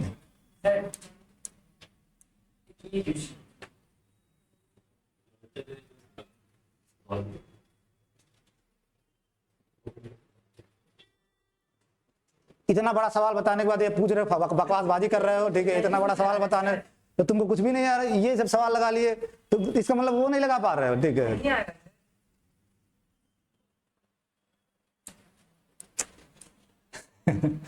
बोलो अच्छा क्या है। ठीक है,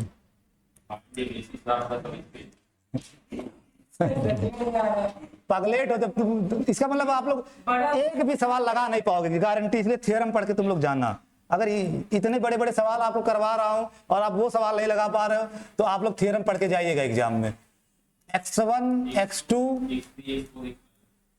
प्रियांशु से पूछ लिए होते, x5 belongs to R5 such that, सबको जोड़ के 0 कर दिया होगा और क्या क्या होगा, x1 + x2 + x3 + x4 + x5 = 0, x5 = 0, यही तो लिखा हुआ है। ठीक है, एक्चुअल में this is subspace of R5 over R। पहले तो चेक करना पड़ेगा ये सबस्पेस R5 ओवर R का सबस्पेस दिया ना, तो भी चेक कर लेना, R5 ओवर R का ये सबस्पेस है। ठीक है, सबस्पेस है। और यही से पता, आप ये बताओ जब x1 + x2 + x3 + x4 + x5 है, इसमें कितने फ्री वेरिएबल होंगे और कितने डिपेंडेंट वेरिएबल होंगे, बस यही तो पकड़ना रहता है, कितने फ्री वेरिएबल होंगे कितने डिपेंडेंट वेरिएबल। तुम ही बताओ कितना, अगर 4 तुमको पता चल जाए, 5वां अपने आप नहीं पता चल जाएगा। अगर x2 x3 x4 x5 तुमको मैं बता दूं तो x1 नहीं पता चल जाएगा। अगर x1 x3 x4 x5 बता दूं तो x2 नहीं पता चल जाएगा। x1 x2 x4 x5 बता दूंगा तो x3 नहीं पता चल जाएगा। इसका मतलब इसमें एक डिपेंडेंट वेरिएबल है, 4 फ्री वेरिएबल। ये तो फिर रही क्या गया, 4 डायमेंशन का वेक्टर स्पेस है। कसम से अभी चक्कर खा के गिर जाऊंगा मैं, ठीक है। बेसिस कैसे निकालेंगे, ठीक है, तो बेसिस निकालना बड़ा आसान है, किसी एक को कर दो। वो कुछ नहीं कर पाओगे, समझ में कुछ नहीं आएगा, ठीक है, समझ में कुछ नहीं है। इसका जनरल एलिमेंट ले लो, let x1 x2 x3 x4 x5 belongs to W। Write down the general element. पहले स्पैनिंग सेट खोजते कौन स्पैन कर रहा है इसको, देन चेक करोगे बेसिस क्या होगा। अगर ये इसमें है तो देन आपके पास कंडीशन है x1 प्लस x2, अगर ये W में है तो कंडीशन सेटिस्फाई करेगा, x1 plus x2 plus x3 plus x4 plus x5 equal to 0।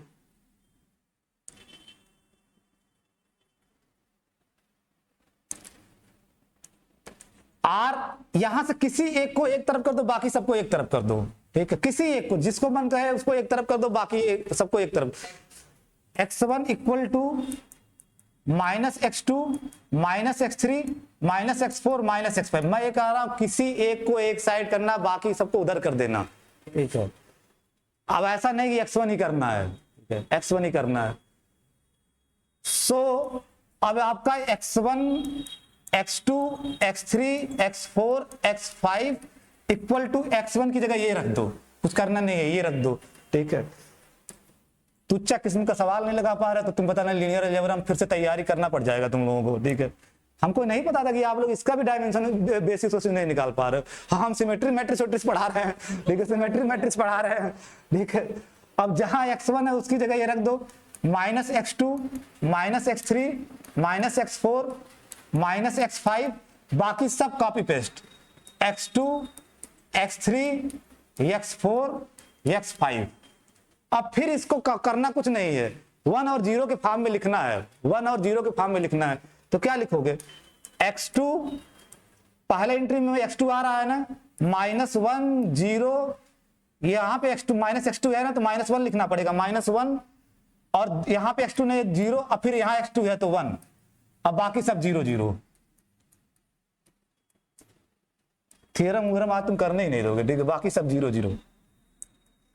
फिर आप x3 बाहर करो, यही सब स्केलर का काम करेंगे, x2 x3 x4 x5 और कुछ नहीं करेगा। x3 बाहर करो और देखो कहां कहां x3 है, यहां माइनस साइन के साथ है, इसका मतलब -1, और फिर यहां x3 है नहीं तो ये 0 कर दोगे, यहां x3 नहीं है तो ये 0 कर दोगे, यहां x3 है तो 1 कर दोगे, और बाकी सब 0 0। हम क्या सोच रहे थे, क्या से क्या हो गया सोचते सोचते, ठीक है, ठीक है। तो मतलब हाँ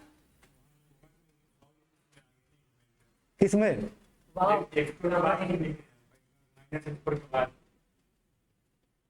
क्या एलिमेंट हो गया, -1 0 1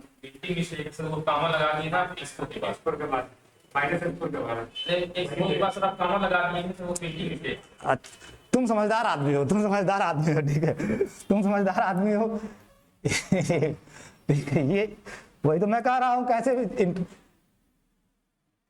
ये काम है, ठीक है। तो 1 0 हटा दो हर जगह से। असल बात मुझे गुस्सा ये लगा कि मुझे मैं तो तुम लोगों को बड़ा होनहार समझता था, तुम लोग अभी आर ऐसे कोई भी R5 R3 R का सब स्पेस तुम तो बेसिस नहीं बता पाओगे फिर, देखिए वो कंडीशन बगल में दिया रहता है, एक कुछ तो कंडीशन दिया रहेगा। ओहो, ठीक है, आप लोग प्लीज थ्योरम पढ़ के जाइएगा, आपसे हो नहीं पाए। वो कहता नहीं है उसमें अखंडानंद, जो कौन सी वेब सीरीज है, नहीं हाँ, gangs of Wasseypur, gangs of Wasseypur में मनोज वाजपेयी कहता नहीं है कि तुमसे हो नहीं पाएगा, अपने बेटे से तुमसे हो नहीं पाएगा, ठीक है, तुमसे हो नहीं पाएगा, किसी काम के हो नहीं, ठीक है, तुमसे हो नहीं पाएगा, वही हाल है, ठीक है, वही वो कंडीशन सच दैट के बाद दिया रहता है बंदा, ठीक है। और यहां भी तो 6 एंट्री हो गया होगा ना, तो उसको भी कंपनसेट करोगे, ठीक है। तो यहां -1, फिर यहां 0 और यहां 1 करना, ठीक है।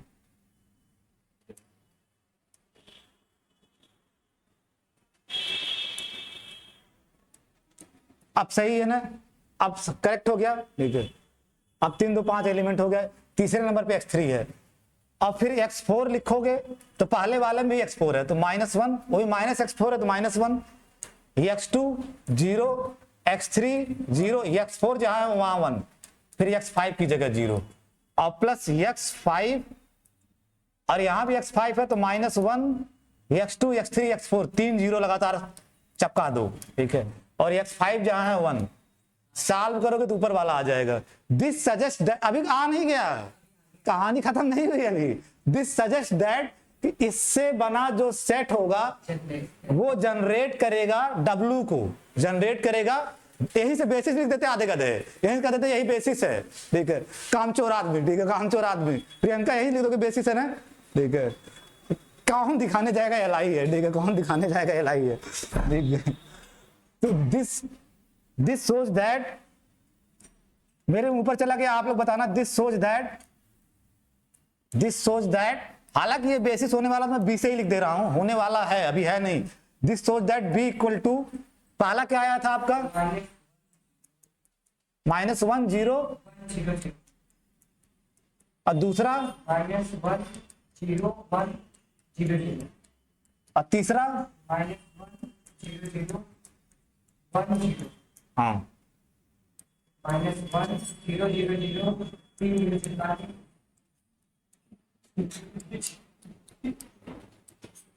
अब 2 आर्गुमेंट लिख सकते हो। एक तो अगर आप बहुत छोटा आर्गुमेंट लिखना चाहते हो तो ये लिख सकते हो कि अगर W का लेकिन R5 का तो है नहीं, R5 का डायमेंशन आपको पता है 5, इसका नहीं पता है, ठीक है, इसका नहीं पता है तो यहां नहीं कर सकते। कभी मान लो R5 है और LI सेट मिल गया जिसमें 5 वेक्टर है तो वो जनरेटिंग अपने आप हो जाता है। ये रिजल्ट है, मतलब ये रिजल्ट बहुत छोटा रिजल्ट है। अगर किसी वेक्टर स्पेस के डायमेंशन के बराबर कंटेन करने वाला LI सेट मिल जाए तो वो जनरेटिंग भी हो जाता है, अपने आप बेसिस हो जाता है, बेसिस हो जाता है। लेकिन यहां वो है नहीं, तो ये generates B equal to this, generates W को जनरेट कर रहा है। ये सवाल अगर कंपटीशन में आए तो सब नहीं, सब्जेक्टिव एग्जाम में लिखना पड़ेगा। जैसे आप CMI का एग्जाम दे रहे हो तो ये सब लिखना पड़ेगा, लेकिन CSIR का एग्जाम दे रहे हो तो वहीं से पता चल गया कि कितने फ्री वेरिएबल हैं, कितने फ्री वेरिएबल, बस फ्री वेरिएबल खोजना रहता है। फ्री वेरिएबल खोज लिए, कहानी खत्म, ठीक है। Generates W। अब इसका लीनियर LI दिखाने के लिए लीनियर कॉम्बिनेशन वैनिश कराओ इसका, क्या ऊपर में एक मतलब में 2 बार रिपीट ऊपर की -1 0 और -1 0 दोनों सेम हो गया। नहीं तो क्या है जो है वही तो लिखो। ऊपर क्या था आपका, ऊपर में भी लिखो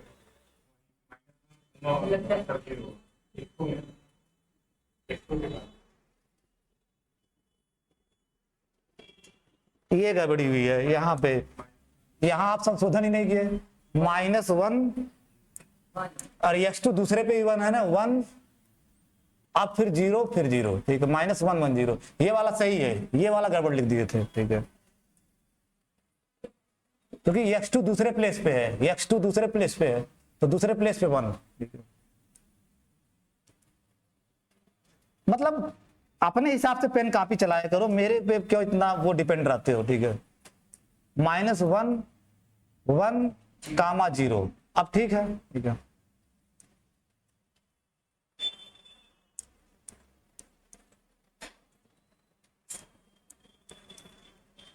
α1 α2 -1 0 1 0 और प्लस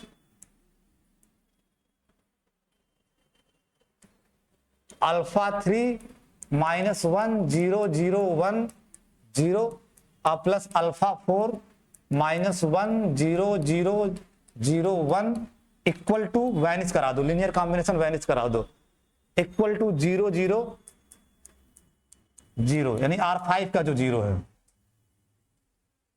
सब स्पेस है तो वही 0 इसका भी, जो वेक्टर R5 का 0 होगा वही सब स्पेस का भी 0 होता है। अब इसको सॉल्व कर लेना और कोशिश, इसमें भी बड़ा आसानी नहीं है, इक्वेशन सॉल्व करने भी आपको पसीना आ जाएगा। ठीक है, सॉल्व करना equation alpha 1 alpha 2 alpha 3 alpha 4 0 आ जाएगा करना। ठीक है, जब ये जो 0 आ जाएगा तब आपका very check you can do on, मैं लिख दे रहा हूं यहां पे, एग्जाम में आप मत लिखना, check that alpha 1 equal to alpha 2 equal to alpha 3 equal to alpha 4, ये 0 आ जाएगा, ये करना। ठीक है, 0 आ जाएगा। हेंस अब जो आपका यस बी लिखे हो, बी इज ए बेसिस, अब बेसिस हुआ, जनरेटिंग हो गया था, एल भी हो गया, बेसिस ऑफ डब्लू, तो ये बेसिस है इसका, यानी यही जो है ये डब्लू की बेसिस है। आधे लोग एग्जाम में ये काम नहीं करते, यहीं से लिख देते हैं बेसिस है। ठीक है, यहीं से बेसिस लिख देते हैं। अभी वहां से सिर्फ इतना कंफर्म हुआ है कि वो जनरेटिंग सबसेट है डब्लू का, बेसिस होने के लिए एल भी जरूरी है, एल भी जरूरी है। एल जब चेक कर लिए, जनरेटिंग एल फिर बेसिस, अब यहां से कंफर्म हो गया 10 dimension of W over the field of real number is 4, 4 dimension का वो सब स्पेस है जो आप पूछे हैं, 4 डायमेंशन का सब स्पेस है। इसको क्या बोलते हैं प्रियांशु, अगर प्रियांशु तुम बताओ, n डायमेंशनल वेक्टर स्पेस हो उसके n-1 डायमेंशन के सब स्पेस को क्या बोलते हैं?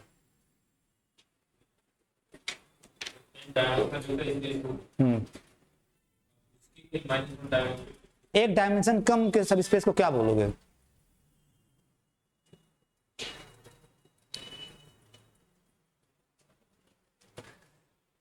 दस डायमेंशन का वेक्टर स्पेस है, जैसे R5 5 डायमेंशन का वेक्टर स्पेस है और ये W 4 डायमेंशन का, एक कम डायमेंशन का सब स्पेस है।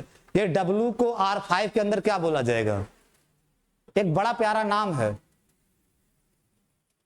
RPS सबसे पढ़े हो अलजेब्रा? नहीं पढ़े हो ना? इसको बोलते हैं hyper plane.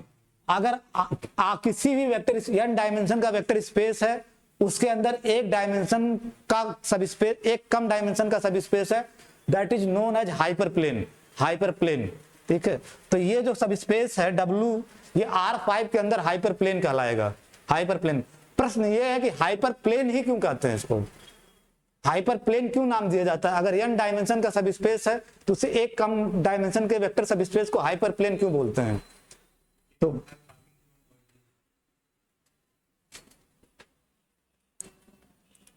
Plane passing through origin तो बहुत बनेंगे।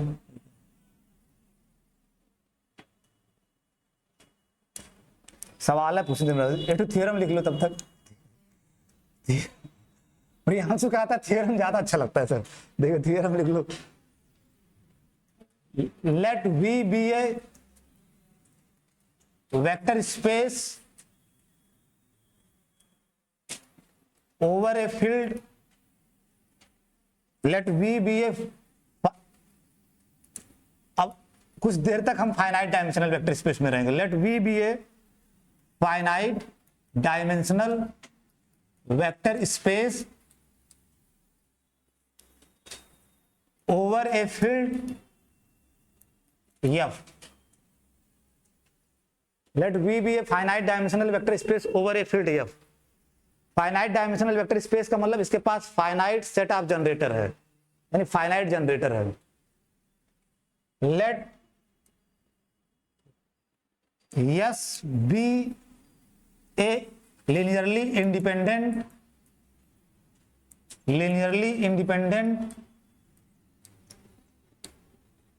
subset of V। These are the hypothesis of this theorem। Conclusion क्या कहता है कि then S can be extended to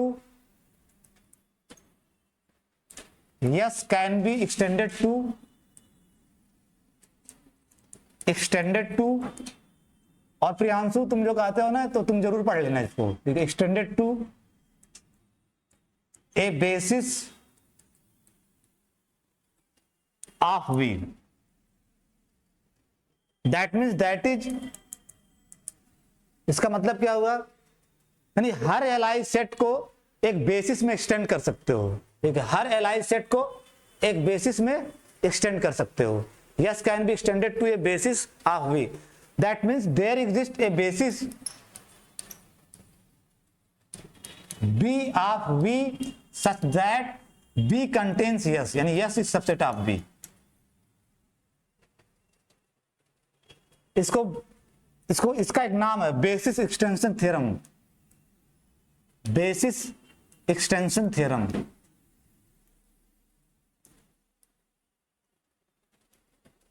basis extension theorem कहता क्या, हर एलआई सेट को एक बेसिस में आप कन्वर्ट कर सकते हो, एक्सटेंड कर सकते हो। मतलब उसके मान लो यस में x1 x2 xr एलिमेंट हैं, कुछ और एलिमेंट डाल करके उसे एक बेसिस बनाया जा सकता है। वो सारे तो रहेंगे x1 x2 r, x1 x2 xr, और कुछ एलिमेंट डाल करके एक बेसिस में तब्दील किया जा सकता है, ठीक है।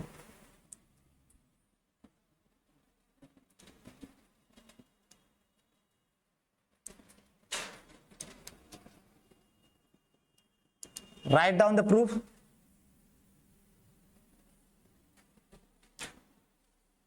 लेट आपका V फाइनाइट डायमेंशन का वेक्टर स्पेस है, इसका मतलब उसका डायमेंशन कुछ ना कुछ होगा। तो let dimension of V over F is n, let S be a linearly independent subset of V,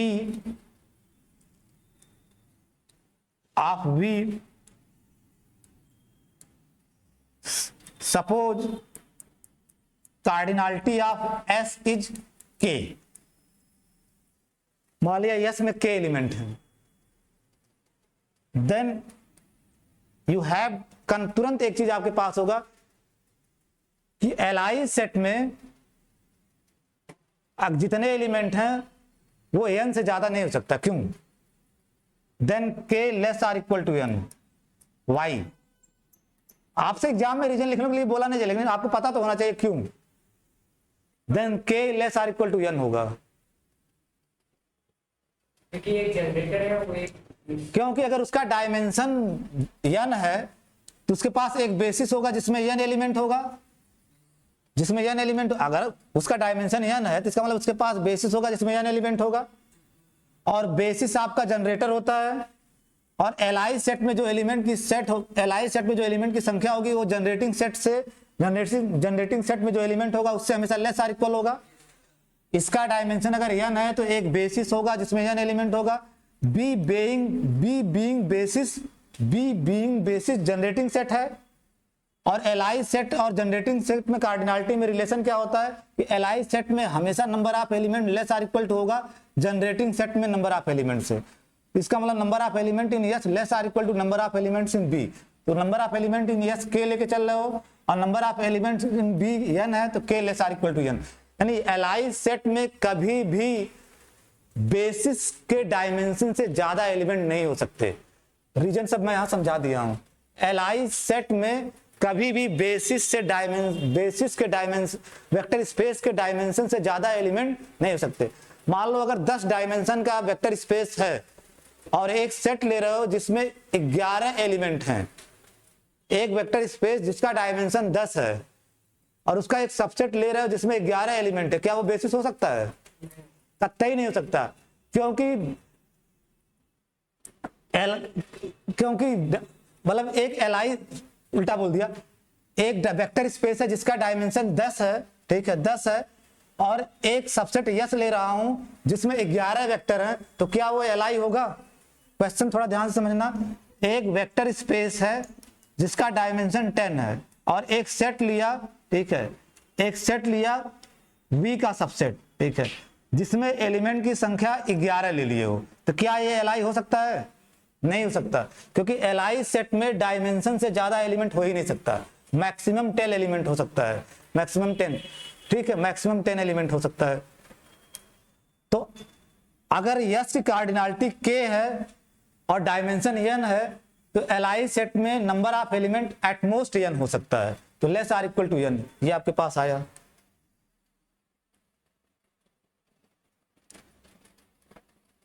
if k equal to 0, अगर k 0 है देन यस क्या होगा, cardinality of yes, number of element in yes को k से दिखा रहे हो, अगर k 0 तो यस फिर क्या होगा, एम्प्टी सेट, यही तो होगा। अगर यस में एलिमेंट नहीं तो that means yes is empty set which is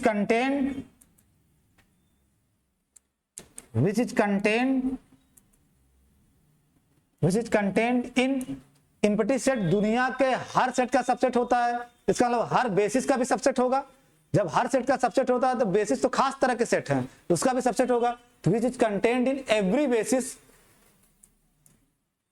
basis of we,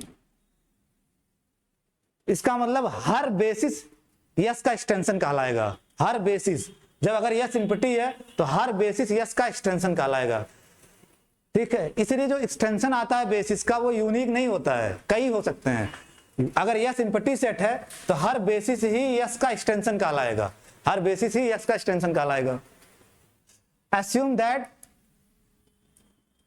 assume that k is non-zero, assume that k is non-zero।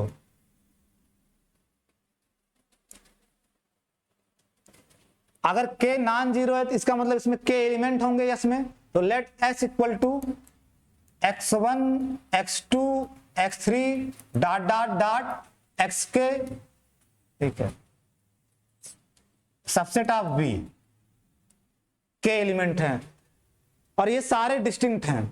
क्यों? क्योंकि अगर दो सेम हो जाएंगे तो फिर कहां के एलिमेंट रहेंगे। आधे लोग लिखते हैं डिस्टिंक्ट एलिमेंट्स, लिखना तो लिख दो ब्रैकेट में डिस्टिंक्ट एलिमेंट्स, नहीं भी लिखोगे तो समझदार आदमी समझ जाता है डिस्टिंक्ट एलिमेंट्स, ठीक है, डिस्टिंक्ट एलिमेंट्स, ठीक है, डिस्टिंक्ट एलिमेंट्स। क्योंकि अगर दो सेम होगा तो फिर के से कम हो जाएगा एलिमेंट।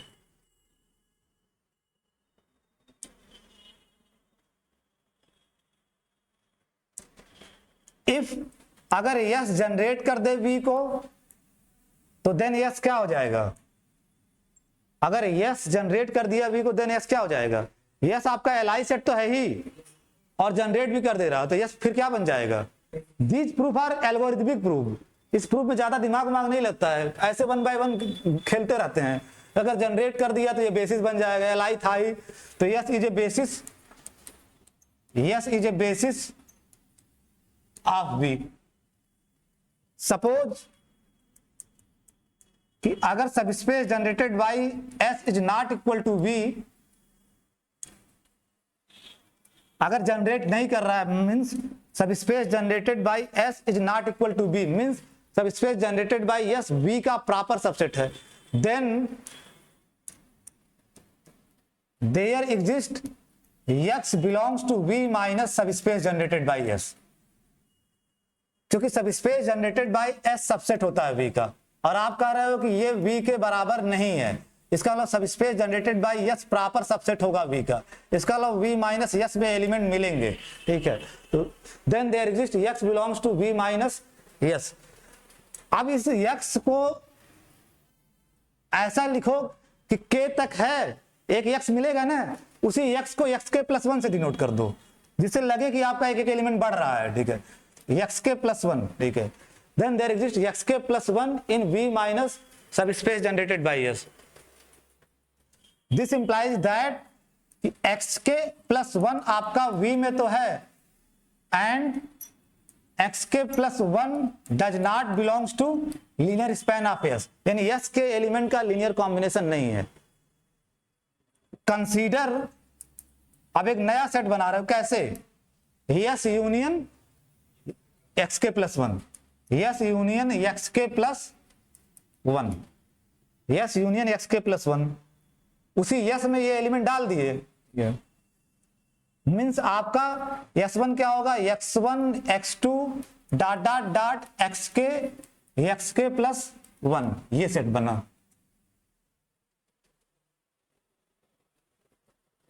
आप बताओ s1 ये थ्योरम करवाई जा चुकी है, जिसको डाल रहे हो यस में वो लीनियर स्पैन ऑफ यस में नहीं है, यानी यस के एलिमेंट का लीनियर कॉम्बिनेशन नहीं है। इसका मतलब अगेन जो सेट आएगा वो एल सेट होगा, एल सेट होगा, क्योंकि जिसको आप इसके अंदर डाल रहे हो S1 के अंदर वो यस के एलिमेंट का लीनियर कॉम्बिनेशन नहीं है।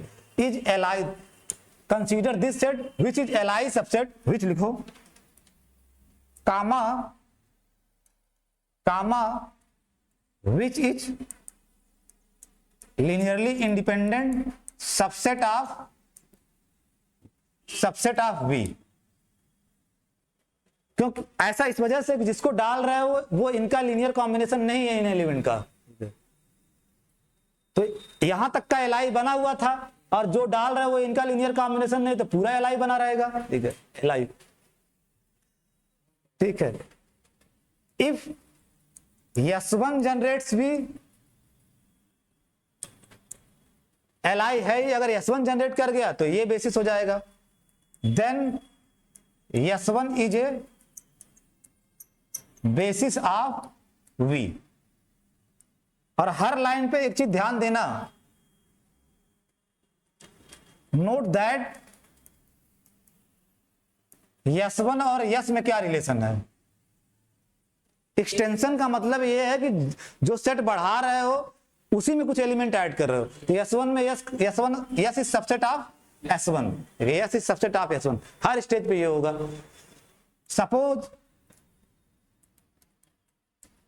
सपोज अगर S1 जनरेट नहीं कर रहा है V को,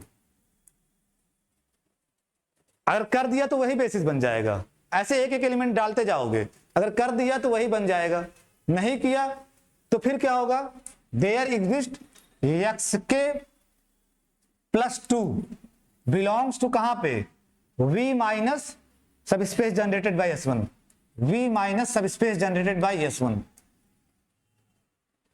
सो अगर XK +2 इसमें है तो इसका मतलब XK +2 आपका V में तो है, लेकिन XK +2 सब स्पेस जनरेटेड बाय S1 में नहीं है। अब फिर कंसीडर द सेट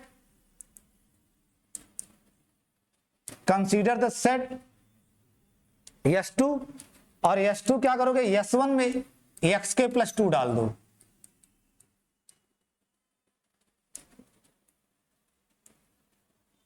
इन सबको बोला जाता है एल्गोरिथमिक प्रूफ। ठीक है, XK +2 तो आपका बनेगा क्या, S1 तक तो आपको पता है, X1 कामा X2 कामा XK +1, अब एक एलिमेंट और आ गया है XK +2।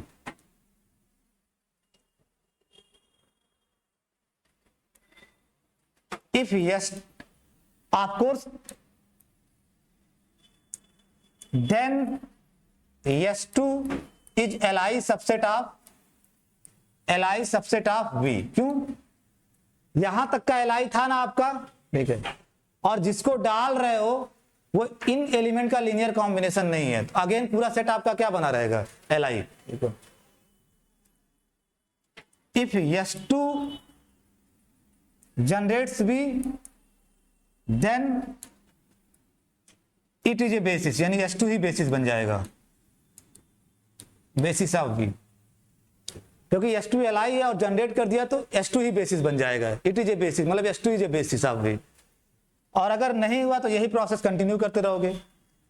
If S2 does not generate V तो then V continue as above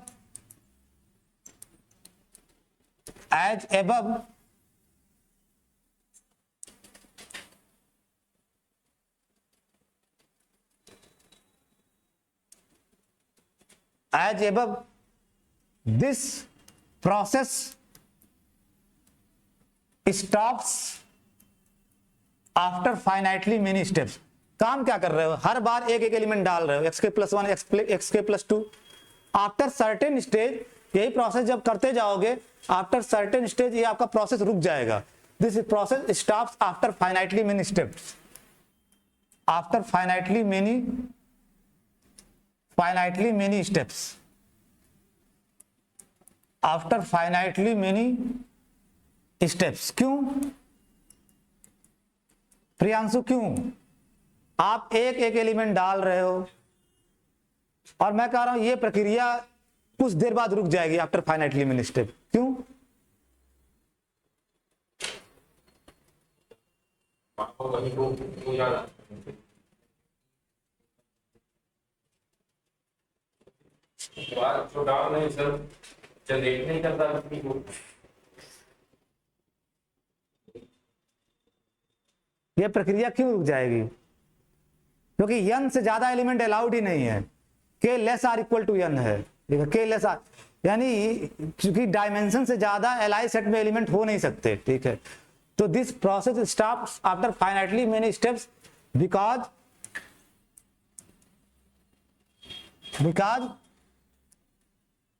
any Li subset of V contains at most जितना डायमेंशन है V का, at most n elements.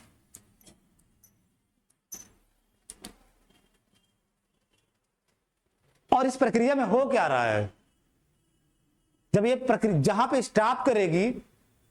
Stop करेगा, ठीक है, उस समय जो सेट आएगा, सपोज उस समय सेट आया आपका सम एस के, ठीक है, या सम एस आर, तो वो आपका क्या बन जाएगा? एल आई भी होगा और जनरेट भी कर जाएगा, ठीक है। तो आप चूंकि ये प्रक्रिया फाइनाइटली मेनी स्टेप के बाद स्टॉप कर जाएगी, रीजन क्या है कि कोई भी L I subset at most n element रखेगा, तो hence we get a basis B of V such that. और एक चीज नोटिस करो, हर जगह, यहां में लिखा नहीं, यहां लिखना चाहिए था एक लाइन, यहां लिख दो, यहीं बीच में नोट दैट, यहीं लिखना चाहिए था ऊपर वाले में नोट दैट। हर स्टेप पे आप ध्यान दो, नोट दैट S2 उल्टा लिख दिया। अगर इधर S2 पहले लिखोगे तो S2 यानी S कंटेन है S1 में और S1 कंटेन है S2 में, तो ऐसे एक्सटेंशन हो रहा है। एक्सटेंशन का मतलब क्या? एक्सटेंड कर रहा है, S का सुपरसेट मिलता जा रहा है और एक स्टेज पे आपको B मिल जाएगा, एक स्टेज पे आपको B मिल जाएगा और वही बेसिस का काम कर जाएगा। तो hence we get a basis B of V such that B contains yes, B contains yes, QED।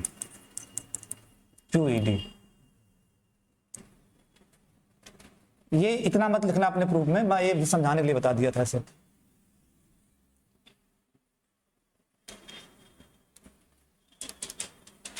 तो हर स्टेज में आप एक एक एलिमेंट करते जा रहे हो, तो इसका मतलब S से S1 बना, S2 बना, ऐसे बनते बनते आपको बेसिस मिल जाएगा। मेरा प्रश्न है एग्जैक्टली B में कितने एलिमेंट आ जाएंगे? कितने एलिमेंट और ऐड हो रहे होंगे B में? n माइनस के एलिमेंट, n माइनस के, वो एग्जैक्टली आप नंबर भी बता सकते हो। k ऑलरेडी था, n माइनस के एलिमेंट और ऐड होने के बाद आपको B मिल जाएगा, ठीक।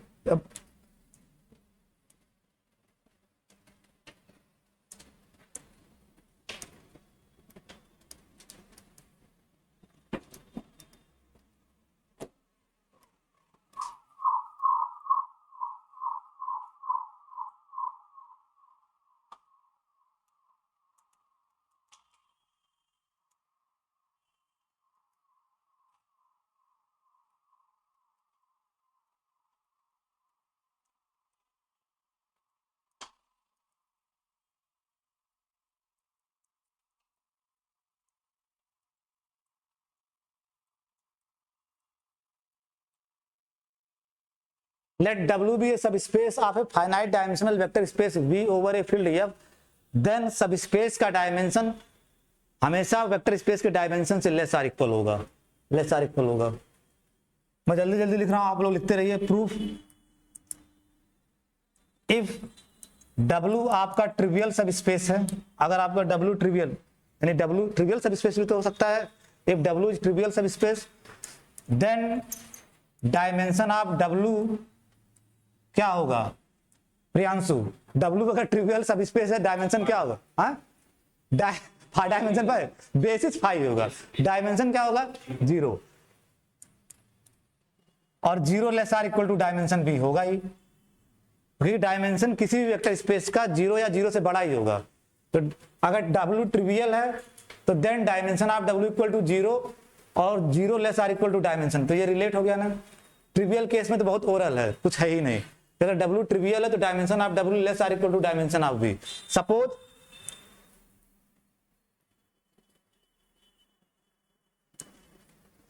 Suppose W is non trivial. अगर W non trivial subspace है V का और V फाइनाइट डायमेंशन का वेक्टर स्पेस है, तो W भी तो फाइनाइट डायमेंशन का वेक्टर सब स्पेस होगा।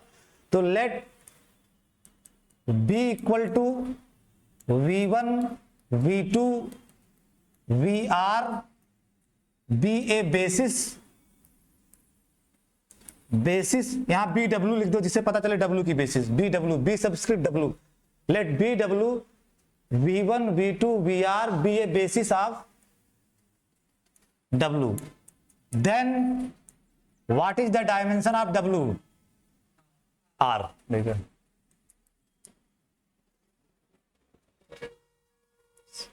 Since BW is a basis of W, तो ये बेसिस है W का, तो Li सबसेट किसका होगा? W का। अगर Li सबसेट W का है तो V का क्या LD सबसेट हो जाएगा।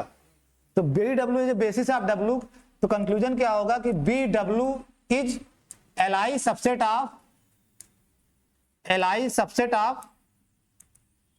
V। जो W की बेसिस है ना वो लीनियरली इंडिपेंडेंट सबसेट हो जाएगा V का। और फिर लास्ट थ्योरम से आप प्रूव कर चुके हो कि हर Li सेट को एक बेसिस में एक्सटेंड कर सकते हो। ठीक है, तो बाय लास्ट थ्योरम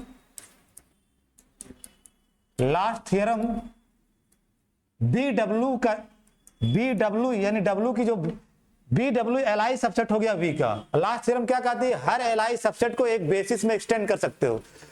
तो by last theorem BW can be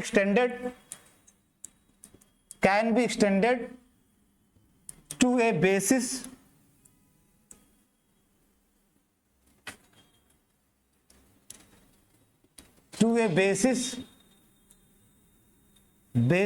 BV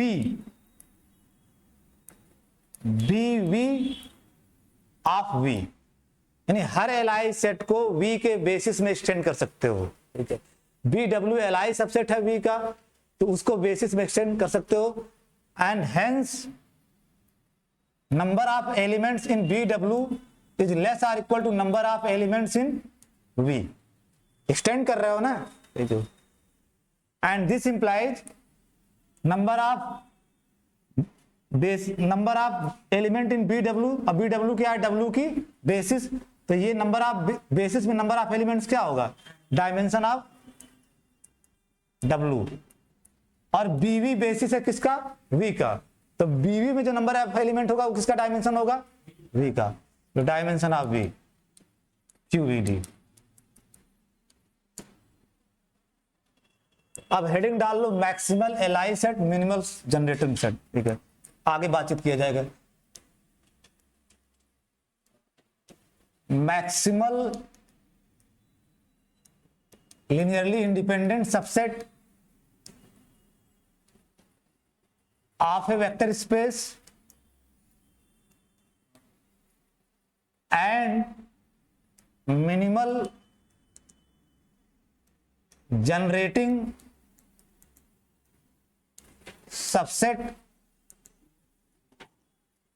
of a vector space।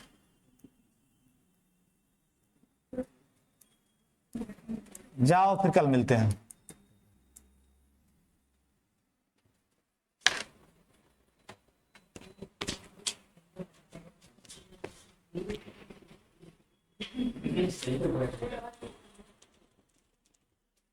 Thank